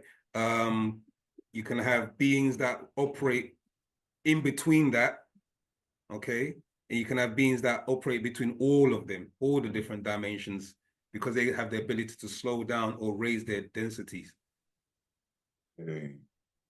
Does that make sense? Yeah. Like, I mean, if I'm permitted to give you an example, you see, like you have gases. That's why the Master Jill uses like the water as the best form of analogy, because water has the ability to change state and go into different densities. You with me? And into different dimensions. So it has the state of gas, as you know, and that gas can go into a dimensional state and become ether. You see, and then at the same time, it can slow down its vibration and look solid or appear solid and look like ice. So water has different states of existence.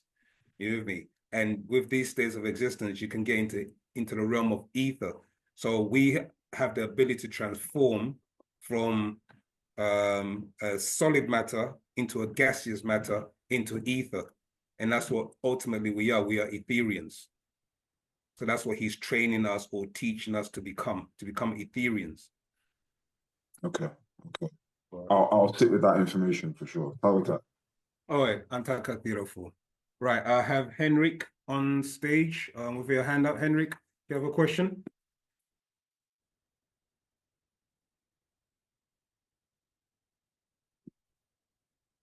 We can move on to Henrik. You ready? Any other questions on Clubhouse at all?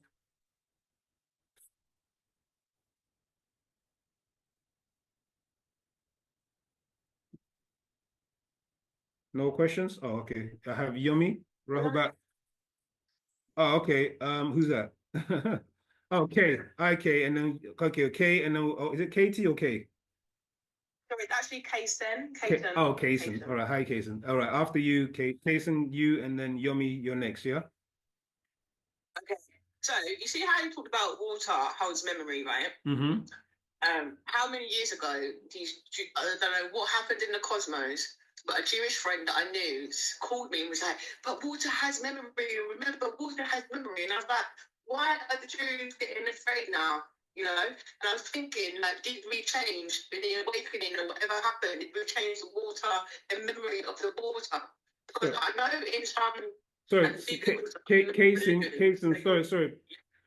You're crackling up, so I'm actually having difficulty hearing you. So if you could repeat your question again, please. So water has memory.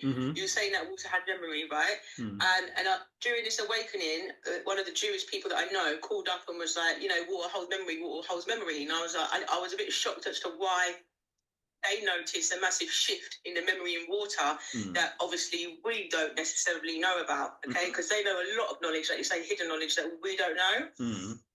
So I was going to ask, like, what happened to this state of change in the water for the memory of all of us? And is that like how they know that they've not lost power, but things are now changing? And is it through this memory of water? Because that was very, very significant to these Jews that connected with it rather than like obviously us human beings, because we don't know about how. Well, what the master explained is that the Jebusites who you know today as Jews, okay, they were given 1,000 years of information before any of the other brothers and sisters, as it were. You with me? So they have been able to maintain and retain that knowledge through their different rituals that they do, or different books that they have, like the Zohar and other books like that, the Talmud and the Mishnah. These are just certain books that the Jews have in their collection, maybe some others that I'm not even privy to. But essentially, the aspect of memory, okay, also deals with the fact that every cycle there's a change in the shift in paradigm. So when we were in our highest state, if we talk about something called the SMAT circle, okay, which stands for space, matter, and time, right? So in that time cycle, we've always existed, which is approximately as a given reference, not necessarily as an exact figure, but the given reference is that we've existed for 76 trillion years. You with me? Right? Then as time and cycles went on, we started to lose that potency. And in the losing of the potency, you also start to lose memory and knowledge of who you are. So fast forward to 6,000 years ago. By that time, we had so many invaders into our culture, okay, and way of life that it got polluted. And that pollution means that we no longer had access to our higher selves and no longer have access to the universal forces that work through us. You see? And then that gave the opportunity for other lead rulers to come and manipulate us and use us, etc. As you know, the story goes down to 400 years ago, slavery, etc., etc. So through that cycle takes place every 24,000 years. So within the 76 trillion years, there's cycles that are within cycles that are within cycles. And within our solar system, okay, we have something called a precession. And that precession happens every 25,920 years, approximately. That shift, okay, roughly is for about 24,000 years. So when you split that up into quarters, you have 6,000 sun cycle, 6,000 moon cycle, 6,000 sun cycle, 6,000 moon cycle within the cycle of this solar system. Now, when that 6,000 years came upon us, where we had lost our sight of who we were, it allowed other beings and other forces to infiltrate and control us. And within that controlling of us, we started to worship other beings and other things outside of ourselves. You see? All right. So that's how we start to lose our power, because we started to mix in and we had gases, okay, which are conscious gases that we were also, how can I say, inhaling into our being. You see, when we talk about 6 ether and 9 ether, 9 ether is a conscious and a conscience gas. 6 ether is a conscious gas, and that gas, when you're actually inhaling it, is converted in the atmosphere, and that affects the way you think and the way you act and the way you behave, coupled with the fact that 6 ether also breeds diseases on the planet. Okay, now all of this coupled together is why we've lost our potency and our higher mind, which is linking in with the multiverses, etc.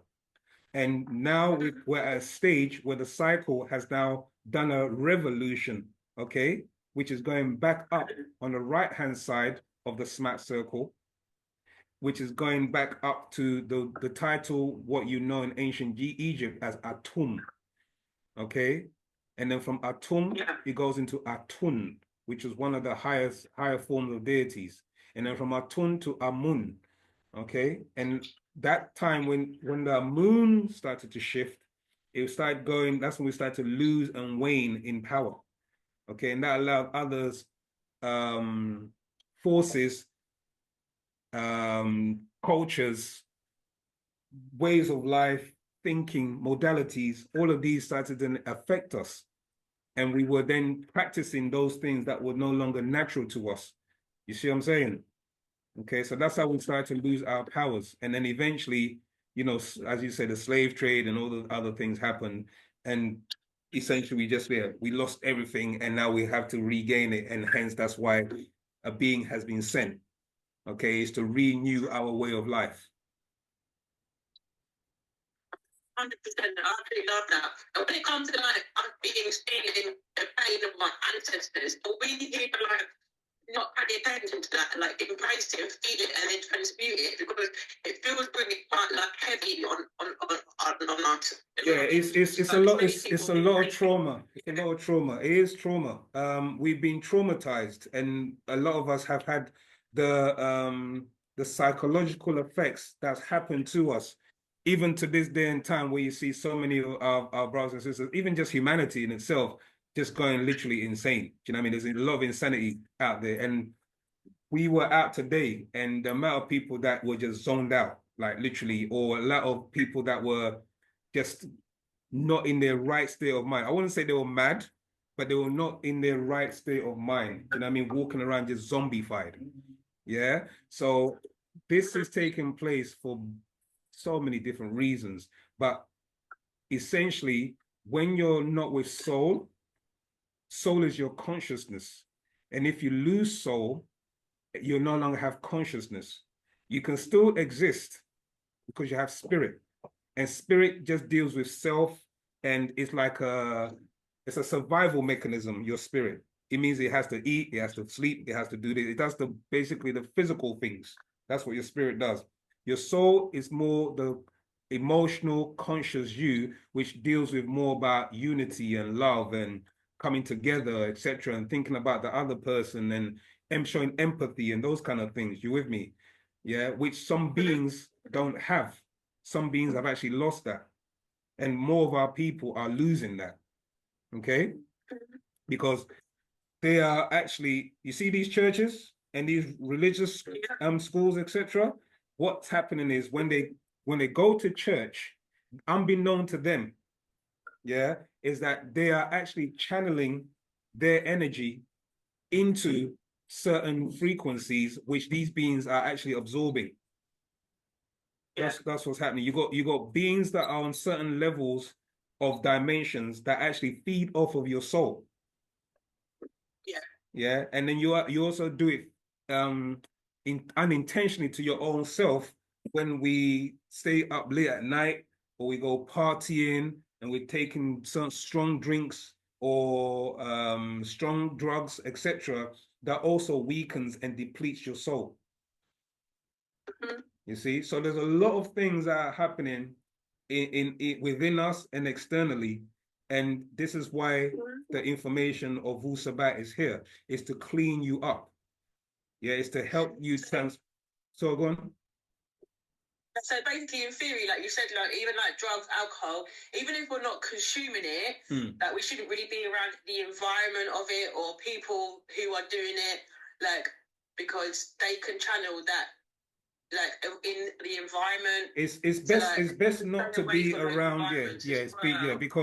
Because remember, if you're playing, let's just say you go into a place and the music that they're playing is music that is just not conducive to your being. What's taken place is that music can open up portals, okay, because it's dealing with sound, tone, frequency, and vibration. Yeah, and then when these vibrations are happening, is resonating, and that resonant frequency is then is being translated into the spirit realm, where certain portals and certain gates are. That's why they do seances, and that's why they do these Kabbalah, and that's why they do these what's it called, Ouija boards.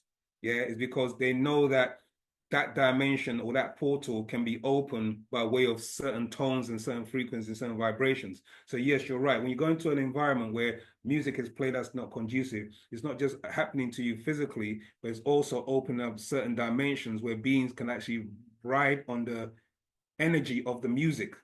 Yeah. And then because now your body is a vibrating instrument, you actually allow beings to walk into you, and you become you become open to them. So one of the things, again, that Wu-Sabat does, it protects you from these things. You with me? Not just by way of you removing yourself away from it, but also the fact that as you're studying Wu-Sabat, as you're speaking the language, as you're communicating and unifying together on that mental wavelength and frequency, you're also generating a light, a light that's emitting from you. And that light that's emitting from you envelopes you with a protective shield. Do you understand? Sorry, yes. Yeah. So that's what's happening. Go ahead. Yep, go ahead. I had one more question. I did put it in the chat, but I realised that it didn't get picked up, right? But when you look at the Galactic Federation, or you look at the galactic knowledge, they say there's about 17 races that have always been benevolent. and they live on the different star systems. But when they've incarnated into the Earth plane, they have been destructive. So apparently, like there's some reptilians that broke contract. They were benevolent, but then they broke contract, so then became negative. But there's some reptilians that are okay and have tried to support in the awakening of other beings from other star systems. And there was one lady, Rothschild, who said, I was benevolent in our star system, but in this Earth plane, we are the White House control, federal system, etc. And then I know last week you mentioned that the reptilians, the draconians, and the Palladians broke contract. Is there anything in Dr. M's book or research that talks about the different races of benevolent ones? Because I've only really heard of several. The master teacher, Pad Yaanuwn, doesn't really go into who broke contract and who. So he has explained that you have malevolent ones known as the beings from Aldebaran, beings for Pleiades, etc. But you have benevolent and malevolent in all species and all intergalactical federations. You with me? So it's about the alignment that they make. So if they align, for instance, if we go to the Anunnaki, for instance, Enki and Enlil being the two brothers, they broke off into two. But the alignment was more, Enki was more aligned to the Natharu. Do you see what I'm saying? And his two sons, Nabu and Murdoch, were more aligned to the Natharu. Okay, so that's just an example of allegiance. Because you can have an allegiance to certain higher forces. So because you recognize what they're about and you want to keep the balance of the universe. And then you have those who can be switched, you with me, to join another allegiance because one, it could be the safety of their planet, you with me, or it could be the safety of their race. So they got no choice but to align, like beings who were made in the Adamites, for instance. They had no choice because once they were made, they were given a covenant, and that covenant is, if you don't do what we tell you to do, we will eat your children. We will eat you up, we'll consume you. So that's another aspect of it. You with me?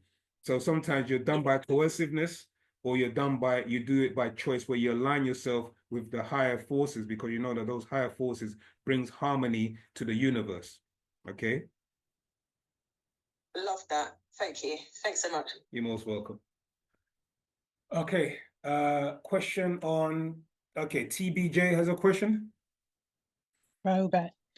Yes, I have a, it's probably a little off topic, but I wanted to know, why did the recent aircraft change their shape from that, saucer shape to now it's able to, looks like a tube or some sort? Zamalta, I'm definitely not aware of that. So this is new to me.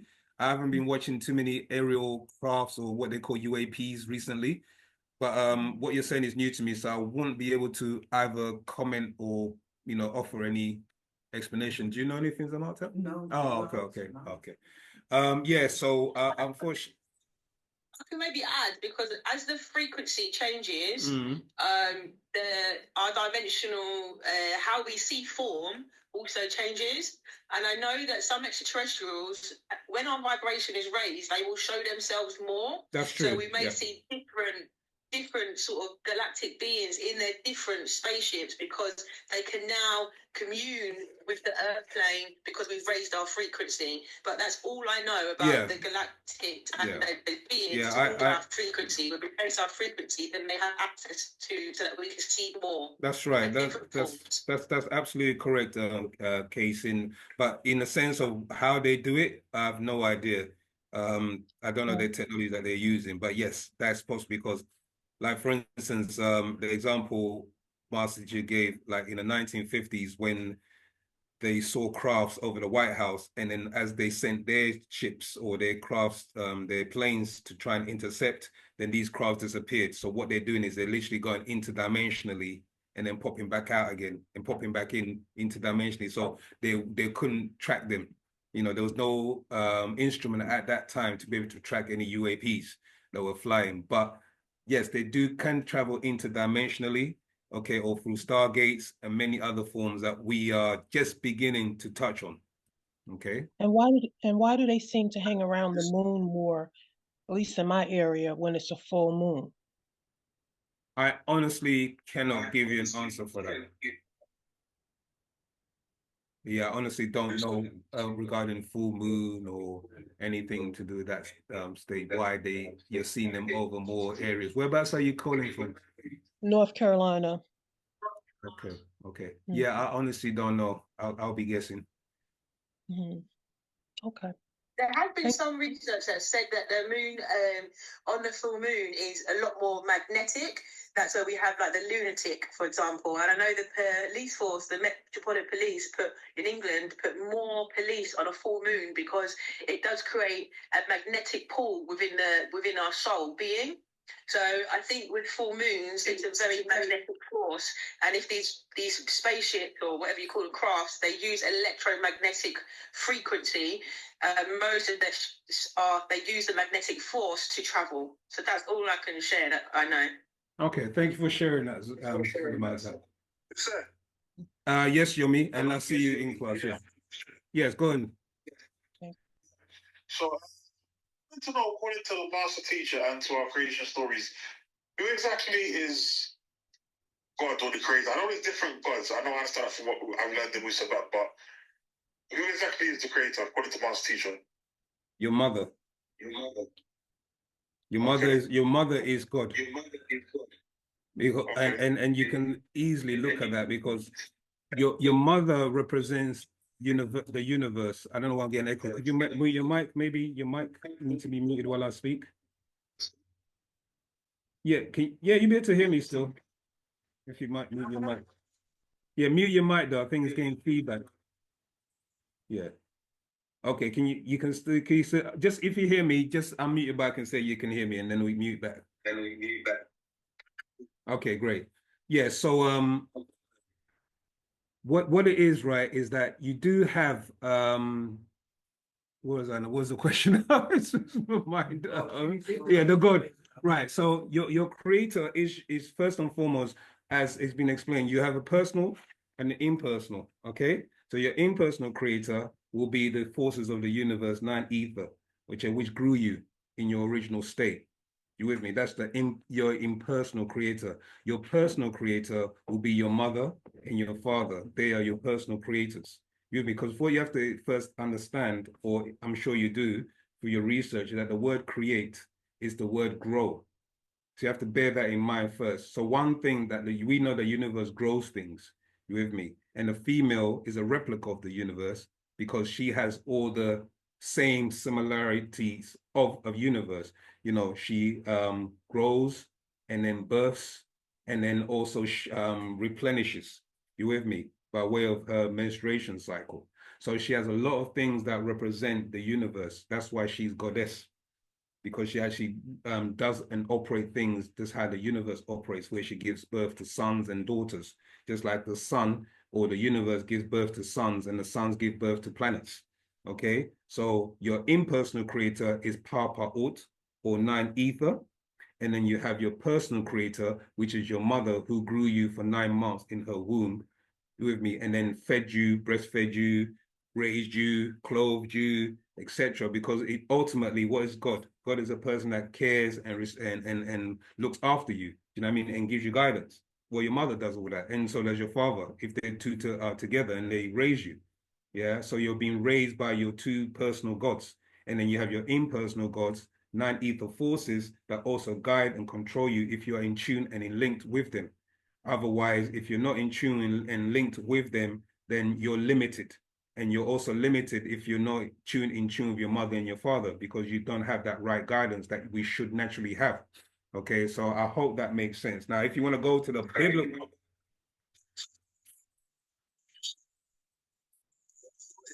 One of the ancient Egyptian deities that sort of ejaculated into the universe. Okay, right. So you're talking about Atum. Yeah, Atum. These were symbolic stories. So you have, when you're talking about Atum, let me lower my mic. Maybe my mic's giving too much feedback. I hope I can still be heard. Right. So when you're dealing with Atum ejaculating, that can be found in ontology of time, ontology or mythology. Sorry, it's called ontology and theology by partner Bab Yaanuwn. Ontology or mythology. And in there, he explains that the khadab, or the penis, is just representation of him ejaculating, or the universe expanding, okay, and pushing out the forces of nature. And these forces became planets and suns, etc. Because Atum ultimately is the first begotten, which it represents a sun or universe being birthed, as well as being a physical being who represented that nature aspect. I hope that makes sense. So that makes sense. So is it metaphorical? But it's metaphorical. What we did, we used to do a lot of our hieroglyphs to represent, like for instance, you see the word Horus, yeah, and you get the word horizon from that. Okay, and then they tell you that Horus, which now they translate into your Jesus character, they say that Horus, his father Osiris, died and rose. Okay, and Horus then represented him dying and rising and then sinking back into the earth. Well, that's the sun. The sun does the exact same thing, or it appears to look like that. When the sun appears to rise and then appears to set, that is the representation of Osiris and Horus and Set. And also represents how Ra would fight Apophis, which is something, and Ra would then win the battle and then resurrect again back up into the heavens. So these are all symbolic stories. Even the Easter stories are symbolic of some rituals or something that was happening in ancient times, but they were written into a symbolic way, so that eventually, when we looked on the these hieroglyphs or these images, it will create a memory, a remembrance of what we did. You with me? That's a lot of the reason why these hieroglyphics were there, is to create memories, long-lasting memories. Atom, Heru, and Alsa are actual beings, though. Are they actual beings? That's what I'm saying. I'm saying that they depicted celestial things as well. Yeah, because this, you're dealing with nature, and nature, what nature does is nature will manifest itself in a physical form. So if we go back to what I was explaining about nine ether is the nature of nature. Well, but when nine ether, when nine ether, okay, finishes its creation, nine ether then manifests itself into its creation. And the physical manifestation of nine ether is nine ether with woolly hair, or an African or woolly being of Nagaru features, broad nose, broad hips, etc., female, male, who are birthed into their own creation. Do you see what I'm saying? So it has a visible and a physical representation.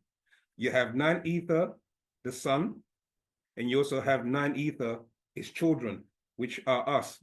That's why we're nine ether beings. That's why we're connected to the sun.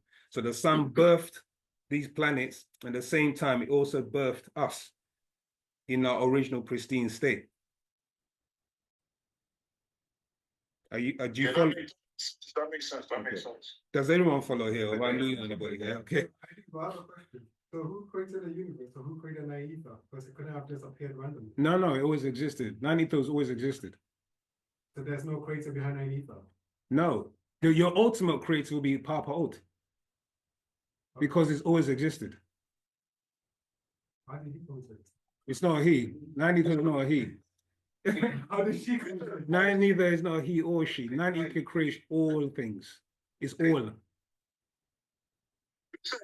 1 second. I'm just asking a question in class, and I'll jump to what you're saying.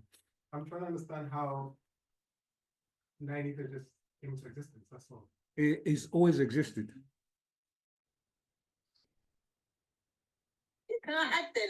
Isn't that like I call it the lost knowledge of what religion done? It's like it made us have a beginning. That's right. There's no beginning. It just is life, right? Yeah, that's pretty much it. There's no beginning and no end to Papa Ot.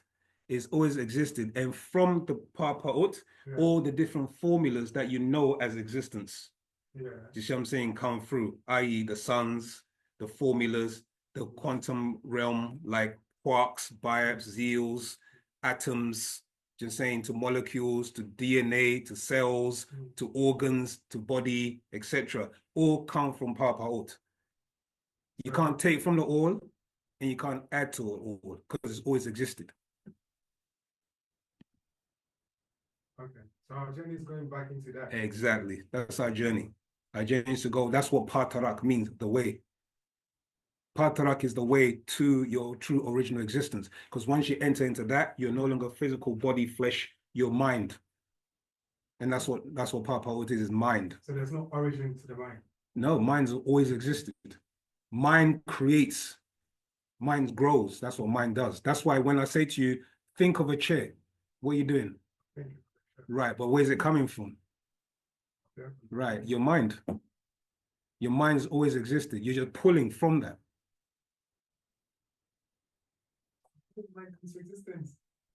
It's always existed. The mind is and always will be. A hard concept to understand. Well, the thing is, when you start to raise yourself into, and you start to raise your frequency, that you become, you see us in here right now. If we all started to vibrate on the same frequency, would we be one being or separate? One being. There you go. Mind is, all is. We all become one being. That's the journey. The journey is to become one. It's not, the separation is here. This is the separation. This is the me thinking I'm this and me thinking I'm that. Yeah. I just don't understand the concept of there is no beginning and there's no end. Because that was a concept that was created when time was applied to us. You see what I'm saying? When time then gave you limitations. When you're on this realm, you get limited by space, matter, and time. You with me? That persons, places, and things. Yeah. Once you're out of persons, places, and things, you are. Ah, time is irrelevant once you're outside. Yeah, you're not controlled by time. Yeah, so time doesn't exist. You are able to jump into time and come out of time. Okay. Once you are at that stage. You with me? That's why you have beings that can come outside of our time into this and explain to you about your true existence. Okay. Partner Baby Yaanuwn. Yeah. Can I add to that? I was jumping. Oh, okay. Jason, do you have a question or you're just gonna add? Yeah, I wanted to add so he can get a perspective. The study of nature shows our infinite existence. So if you watch a tree, the trees have been here before us, the trees will be here after us, and they just self-sustain themselves. And if they want to die, they put a branch back into the ground and then they regrow again. So the study of nature is the one power that we have to know that there is no beginning and end. It just is they always cycles.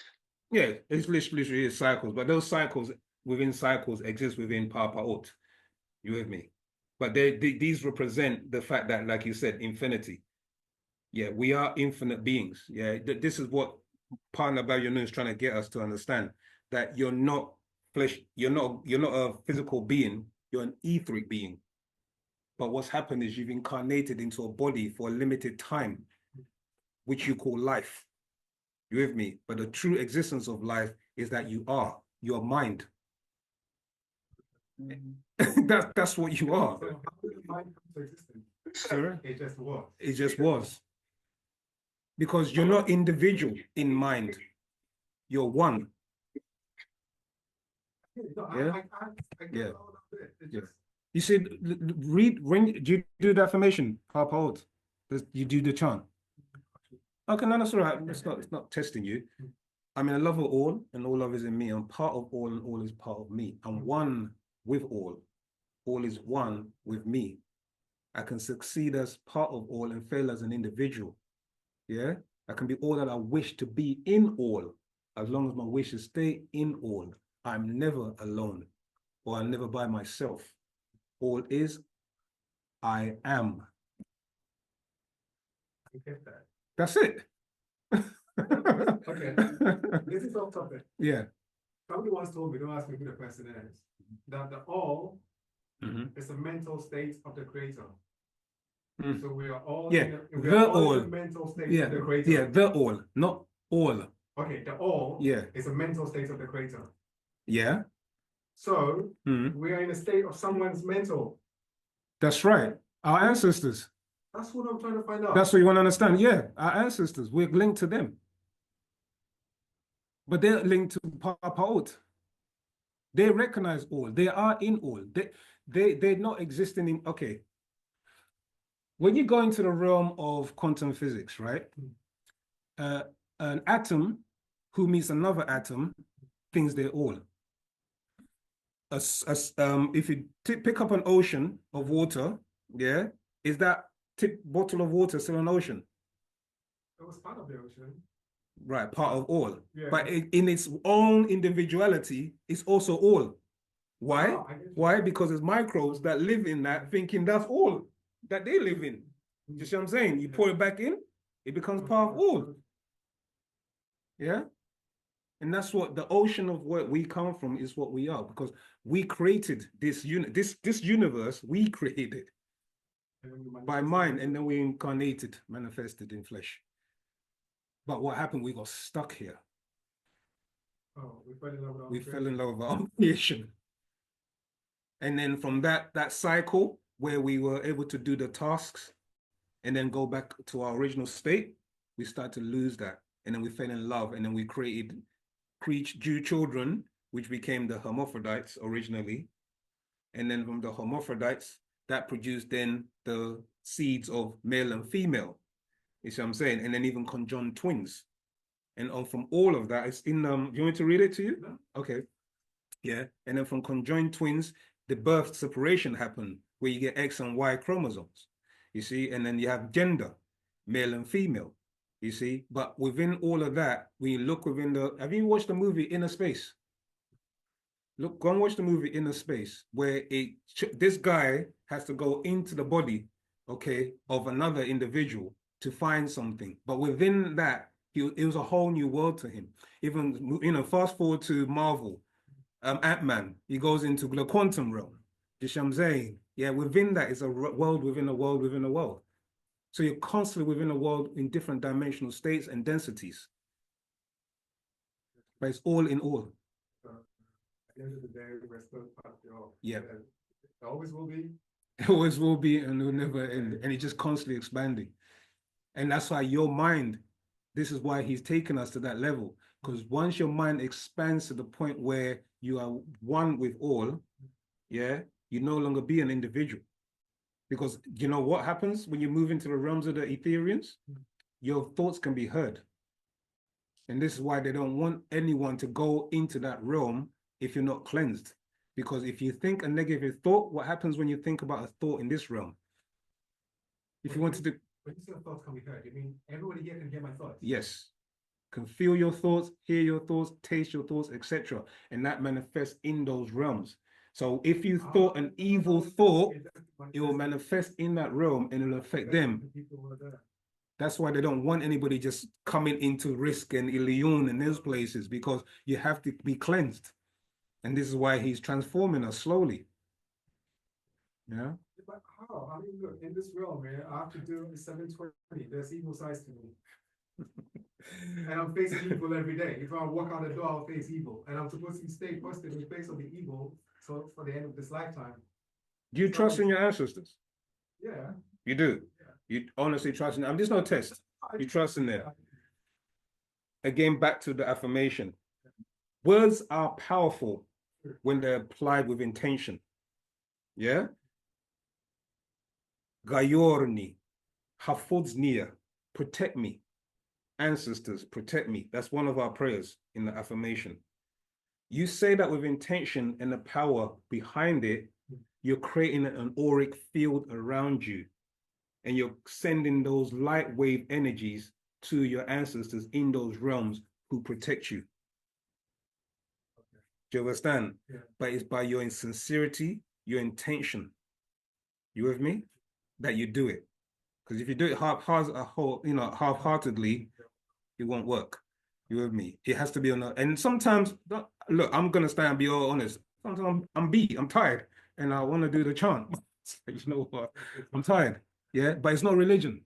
It's not. You're not gonna go to hell because you didn't do your chant at 9 in the morning. You do it when you can and when your mind is right. You with me? With your whole intention behind it, and that power is in your thoughts and your tones and your frequencies.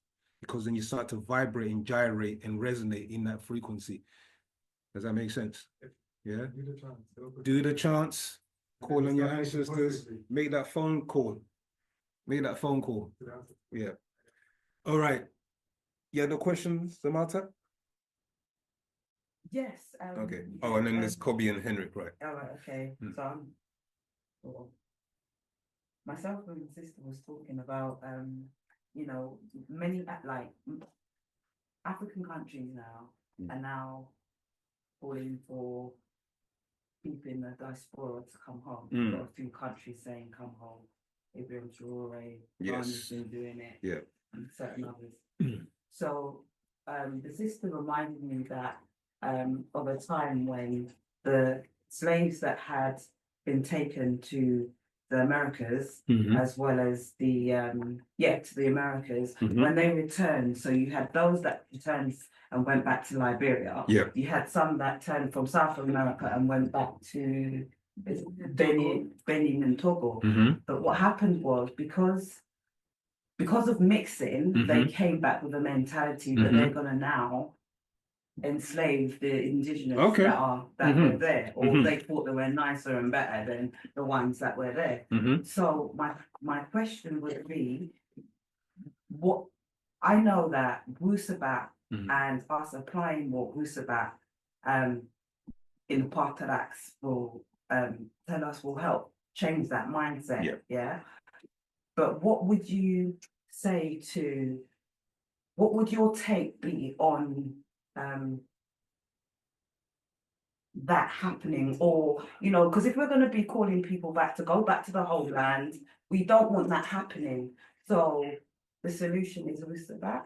But could you just break that down for me, please? The solution, well, great. That's like that is a powerful question. Going back to explain to brothers and sisters in these countries that we are asking. No, or just in the sense of that, if we're going back to Africa to build and develop and whatever, we want to go back with the correct mindset. Of course, yes. And so we want to be able to make sure that that doesn't happen again. Okay. We don't want a new neo-colonialism. Right, stick a pin in there then. Right now there's a brother who's online. Sure. Okay, he's from, I'm sure it's Jose. If I don't want to point you out, but I got to use it as an example. So he's in Zimbabwe, right? So Jose being in Zimbabwe, he asked a few questions about how to reach and teach, etc. That's what we have to do. We sister mentioned about communities. We have to start setting up communities. Okay, step back a sec. I'm in Zambia, Zamal. Oh, you're in Zambia. I beg your pardon. I know there's a couple of brothers in Zimbabwe that I'm speaking to. The master teacher said that set up communities, but I'm going to go back to the Wise Man book. Okay, if you haven't read that, it talks about the wise men and that they came from different communities. You with me? And they were looking for this child that was born, right? The point I'm making is that there was communities set up, okay, whether they're known as the Essenes, whether they're known as the Gnostics, etc., who were teaching certain sciences and certain ways of how to live and how to communicate with their ancestors. Even in Africa, you have certain communities that are still doing it today. So what we got to do is that we have to help those in those communities, those who are serious about going back to Africa, to set up, utilizing Wu-Sabat, living the culture, living that way of life, because that sends a message or a beacon, do you know what I mean, as to what is this about? And I can give a classic example because we were out there today, right? And just our outfit alone, it's crazy. When you talk about the master teacher knows what he's doing, he knows what he's doing. We were in our crowns and our outfit. I mean, I'm not even dressed to the full hilt, but two of the brothers were, yeah? And it just stopped. People wanted to take pictures. People wanted to know, who are you, etc. So you open up a doorway to be able to explain to them what Wu-Sabat is about. So we got to dress our culture. Why do we dress in our culture? Is because it's a protection again. Uniforms are a form of protection. Headdresses are a form of protection. And that's why he's doing it, because he knows that by being guided by our ancestors, they're all into protection. You see what I'm saying? Symbols, etc. This is what our ancestors, you go to halls of Egypt, you see unks and this and that. It's all about protection. So once we are protected, and that you know that these symbols are attracting people, you then open the avenue to be able to talk to them, explain who they are. Because bros have been to Gambia from the States, and they've been to Ghana. I was watching a video on YouTube, not YouTube, Facebook. You know, they've been to Ghana, they've been to parts of South America. So it's happening. Do you know what I mean? But yes, communities slowly will set up. The master teacher didn't start overnight with having 100,000 people in his class. He walked from, listen to one of the old tapes, from Coney Island all the way to wherever. Do you know what I mean? Every day. Yeah, that's miles. And then they'll sit and they'll break bread together, etc. But the fact is that from that, he was able to start the platform and a chain reaction happened. So we got to do the same. Start small, build, and then teach those who can and willing to learn, and then we start from there and continue. It's just been having that awareness and so that we can avoid that from happening. Of course. I'll share with you something which kind of like made me think about that. There's a new brother, and I know he's from the continent, and he's got an accent, and he chose a name from the name book. Yes. He chose a name. Yes. And someone else saw his name. Yes. Ace Sabian. Yeah. So called, and actually told the brother to change his name because it's his name. Yeah. Told the brother to change his name, that he was given his name directly from the master teacher, as to say, this is my name, so no one don't have it. And to me, that was like, you're bullying and you are taking advantage because you know he's probably a newcomer to this. Do you know what I mean? And when the brother came to me with it, I felt I was quite upset about it. And before you even go any further, that's not our way. Exactly, we know that's not that. our way. So that's why I'm saying our mindset. Obviously, we have to we're all working on ourselves. No one's. Do you know what I mean? We're all working on ourselves. But what was more humbling for me is that brother was more humble than I was, because I was. But the brother was so humble. I was like, wow. Now even though the way I felt, I was like, this brother showed me humility. Yeah. Do you know what I mean? Yeah. So we're teaching each other, inadvertently teaching each other. No, for real, definitely. But yeah, the name thing is one, obviously through AEO and our spiritual schools. Master teacher would, once you join, you get a name. Do you know what I mean? And people attest to that. However, we know that we are now changing the tones and vibration. So we're now acquiring names that correlate with our ancestors. And we have a name book for that process. So if you call your name and it happens to be Ma'at or it happens to be Bastat, do you know what I mean? And somebody else got Bastat. Look how many Bastats that are on Facebook alone. It doesn't take away from it. In fact, what it does is it actually enhances it. Why? Because tones are a form of vibration and frequency. So those actions that you do when you're calling on Bastat or Ma'at, etc., and there's many Ma'ats being called, what do you think it's doing? It's magnifying that amplitude. It's allowing you to actually have that connection even easier. As the master explained, that if you have a name of John and everyone in the room is called John, the other Johns in the other realm are also listening in, and you become a portal for that. You see? So yeah, but that's not our way. That's not our way. Yeah. Any other questions? Yes, my bro. I've been reading 3 Types of Love. Okay. Yeah, I've got 2 questions. Yep. It says, Ashuk does not practice aggression to others. He does not get upset quickly. How do you as a Sabian practice this when it also says I'm laughing because we know we go on, sorry. Go on. And that's cool. By Ashuk, it never means to be weak, passive, or stepped on. Some personal stuff I've been dealing with. I thought you might be going there. With my brother, you're not alone. It's a journey. Ashuk is a journey. Balance this without being stepped on, without being weak or Ashuk is strong. It's a strong force. Yeah, love is not a weak force, it's a strong force. Okay. But Ashuk, it comes from allowing it to flow. Because if you stifle it, which is what I'm saying, it turns into something else. All right. Now, part of that comes with meditation. Part of that comes with fasting. Why do I say these things? Part of that comes from propagating. I say these things because these are tests of your own nature. If you're propagating, okay, sister said it, humility, humbleness, somebody's going to come up to you and rile you up. Trust me. Yeah, we've been doing this long enough, so we know. Now, are you as a Sabian going to turn and punch that person, or you're going to humble yourself? I have to humble myself. So it's a test. It's a test of what your resolve is. Do you see what I'm saying? And the more you practice it and the more you do it, the easier it gets. Because now what you're doing, you're converting that energy or anger into the energy of love, and you push it out.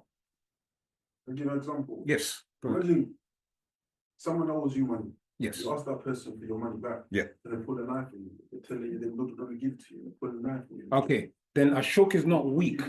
You could defend yourself. I didn't say Ashok is soft or weak. I said Ashok is strong. You with me? Yeah. So you are defending yourself. You're not going out to go and harm the person. Right. That's not Ashok. Right. Yeah. You defend yourself, and that's what we do. That's why we've been told that we move as not just one unit, one person, individual. We move as a force. So when you see brothers or sisters moving as a force, you're less likely. If you went by yourself to go and meet this person, imagine there was 4 or 5 brothers there. Do you think he'd have pulled a knife? Yeah, he would have thought twice, isn't it? So we as Sabians, we're supposed to move together as one. The reason why I say that is today, while we're out, probably I have to use this as an example because today was a day of opening. The Nation of Islam came out, yeah, and the brother said to us, we need to unify, man, because we got the military aspect, Nation of Islam, and you lot got the intellect. You see what I'm saying? But we're all a community, common unity. We're all one people. So when I'm moving as one, there's less likely for somebody to trouble me. If you called your brethren who were within Wu-Sabat and said, guys, I got this issue. We need to speak to this brother. Let's go and speak. No threats. Just show them your power. Do you know what I mean? By way of numbers. But if you do it as alone, go back to the affirmation. I'm never alone. I fail as an individual. You with me? Yeah? And that's what all through all of that, you're practicing Ashok. You're practicing love because it's not weak, it's strong. But you have to know how to apply it, how to utilize it. Does that make sense? Yeah? Last question. Yeah, go ahead. Second question is, Ashok. I see you, Yomi. See you next. Ashok, it does not seek its personal desires. What is that? Personal desires. Like, okay. I want a car. I want a car, man. I want this. Because it works off the self and not the higher mental state, which is Ashok. You see what I'm saying? You're feeding the forces. Your desires are your forces that feed yourself, the spirit. Your soul is fed by love and affection and concern for others. Does that make sense? Right. So when you're working off of self, that's selfishness, which is not Ashok. And selfishness is based off of desire. There's a saying, go and study the works of, what's his name? Buddha. He found out that desire leads to what? Suffering. Yeah, because the more you desire something, the less you get it. And the more you keep desiring it, the less you get, which leads you to suffering, which means that you keep wanting and wanting. Now you're not basing yourself, you're being baseless. You're not raising in the higher ranks of supremeness, which is your mental and spiritual aspects of yourself. You're feeding the forces that leads to selfishness. So if you like desiring a nice house for your family. No, work towards that. Work towards it, but don't desire it. Because the more you desire, desire is the lower self aspect of your mind. Do you understand? Where you don't care about anybody else, I got to get mine. That's desire. Yeah? You with me? Yeah. You're not thinking about anybody else. What Ashok thinks about others. He says, you know what? I want to do something for the community. Yeah? Even if I do get a car, Even if I do get money, I'm not going to just keep it to myself. I'm going to share it amongst the community. You see what I'm saying? I'm going to put it back into the community to grow, make things grow so that my children, because ultimately it's not really about us, it's about our children. They need to see what things we're going to manifest for them. Otherwise, what are they going to run to? They're going to run back to the Mukasu, the Caucasian, and he's going to feed them everything. So we have to build foundations and structures, not out of desire and selflessness, but out of ashuk. You understand? Yeah. So, you know, our community is building. People are coming and waking up. I see it now.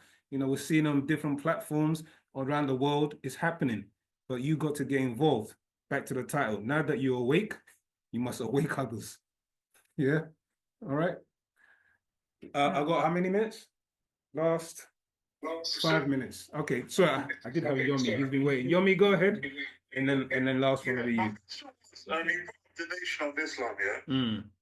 And I remember I've heard before in different classes that the Honorable Elijah Muhammad prophesied about the master teacher would come, is coming. So my question is that how comes that the Nation of Islam don't acknowledge the master teacher and unite with Sabians if the leader acknowledged, you know, prophesied the teacher of the master, coming of the master teacher? That's my question. Because their leader doesn't want to lose their congregation. It's purely that simple. Imagine you said, all right, you know what? Elijah Muhammad said that me as Farrakhan all of you should go and follow this man because he wrote a book and he prophesied in the book the word Loat. Yeah, and he saw the letters all throughout it. And he said that there's a man that's going to come who will speak the pure Arabic. He didn't mean Arabic as in Arabic Fusha. Okay, he meant the Sabaik, Misbatia. That's the pure Arabic. That's what he was referring to. And that's what we are speaking now. So in all the, what's it called? Signs are there, okay, as to who the next being is to take us to the next level of informational outformation. But you see, you have leaders, you have people that don't want to listen, you have people who have egos, etc. within the nation, even our own tribe. But there was a book written, it's called I Will Send Elijah, and from Malachi to Elijah, I think is referred to as, that you can check out, that actually goes into, let's say, find it here. It's actual fact from Elijah to Malachi, yeah? Written by Sanan Patatum and Aha Atum Atun. So Aha Atum, student teachers of the master teacher, okay, who go into all the predictions and all the allegorical and also the physical representation of why he is who he is. And they were actually Nation of Islam who went over to Wu-Sabat when they recognized who this being was. But in their book, they actually were given the right to actually write this and release it. It's called, if you can get hold of it, I'll read it again. It's called Actual Fact, from Elijah to Malachi. And Elijah, this exact words of Elijah: look for the one bearing the letter Lamb. Yeah, look for the one bearing the letter Lamb. And when you read the holy tablets, he was even holding the staff, an upside down staff, the Shoba is called. Yeah, and they had the letter L. He was trying to send them a signal saying, hello, I'm here, I'm holding the letter Lamb, but, you know, they missed it. But it's not too late. We can still bring them over. And they're coming. The master said they will come eventually, but we have to be ready for them. In the sense that we have to be also prepared on a certain level. Hello, sorry. I mean, Henrik, I think, has been waiting, and Kobe, and I've a lot of questions on chat that no one's answered. Oh, okay. I'm afraid I couldn't get to all the questions. I do apologize. How long do I have, my brother? 2 minutes. Okay, Kobe, make it quick. You've got two. All right, Kobe, and then Henrik, and then we're gonna have to wrap up. I'm sorry about the ones that didn't get in the chat. I do apologize. Go on, Kobe. Thank you. Sorry, going back to the answer you gave me earlier. So, in terms of cremating and mixing stardust and putting it into a gold dust. So, say it again. Gold dust. Gold dust. Sorry, not stardust. Gold dust. And then, what type of tree did you say it was? Sorry. An evergreen. Any evergreen. So it could be even a plant that flowers, which are evergreen. Some evergreens. Any evergreen tree. It doesn't necessarily have to be like the Christmas tree evergreen, like this pine cone, which also has a symbolic meaning too, the pine cone, but that's another class. Okay. All right. So yeah, in those things, any evergreen tree. So in the evergreen tree, so are there civilizations that practice this? Because I'm just asking because I don't know. I understand. I think through research I've done personally, which is I'm not going to bother getting into it, but I've heard about communication with trees, for example.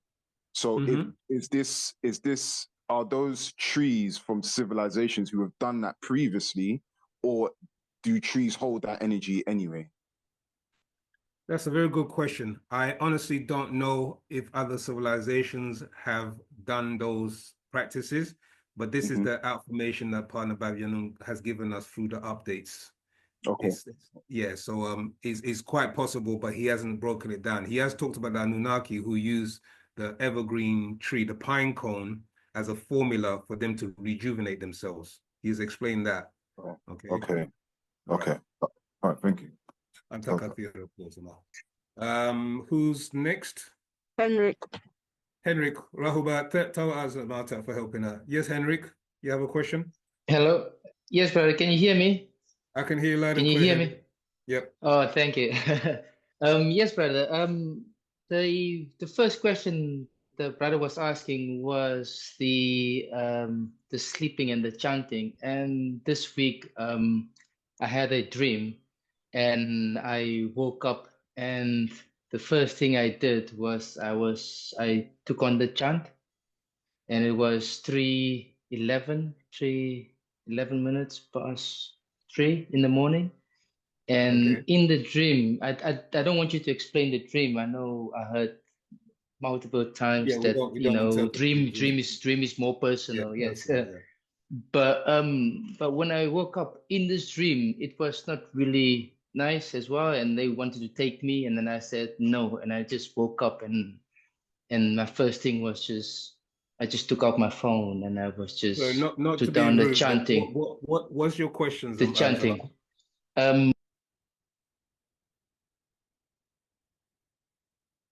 Zamal? Can you hear me? Yeah, go on. What's your question? I'm quite new to Wu-Sabat and all that, so obviously I've been reading, and since now that I'm doing the chanting and reading, I just feel my mind is just been, so many questions. I had the spirits, patriarch. There's so much going in, but like, what would you say? Would be the ancestors that was helping me? Because even though from my lineages, for my mom and my father's side, I don't really know my great grandparents because of my family are so diverse. I'm from South Africa, so I just moved to England. So because of inner segregation, in apartheid area, families being cut off, and so I grew up with my grandmom, and I've never been close to my mom. So my grandmom was always close to me.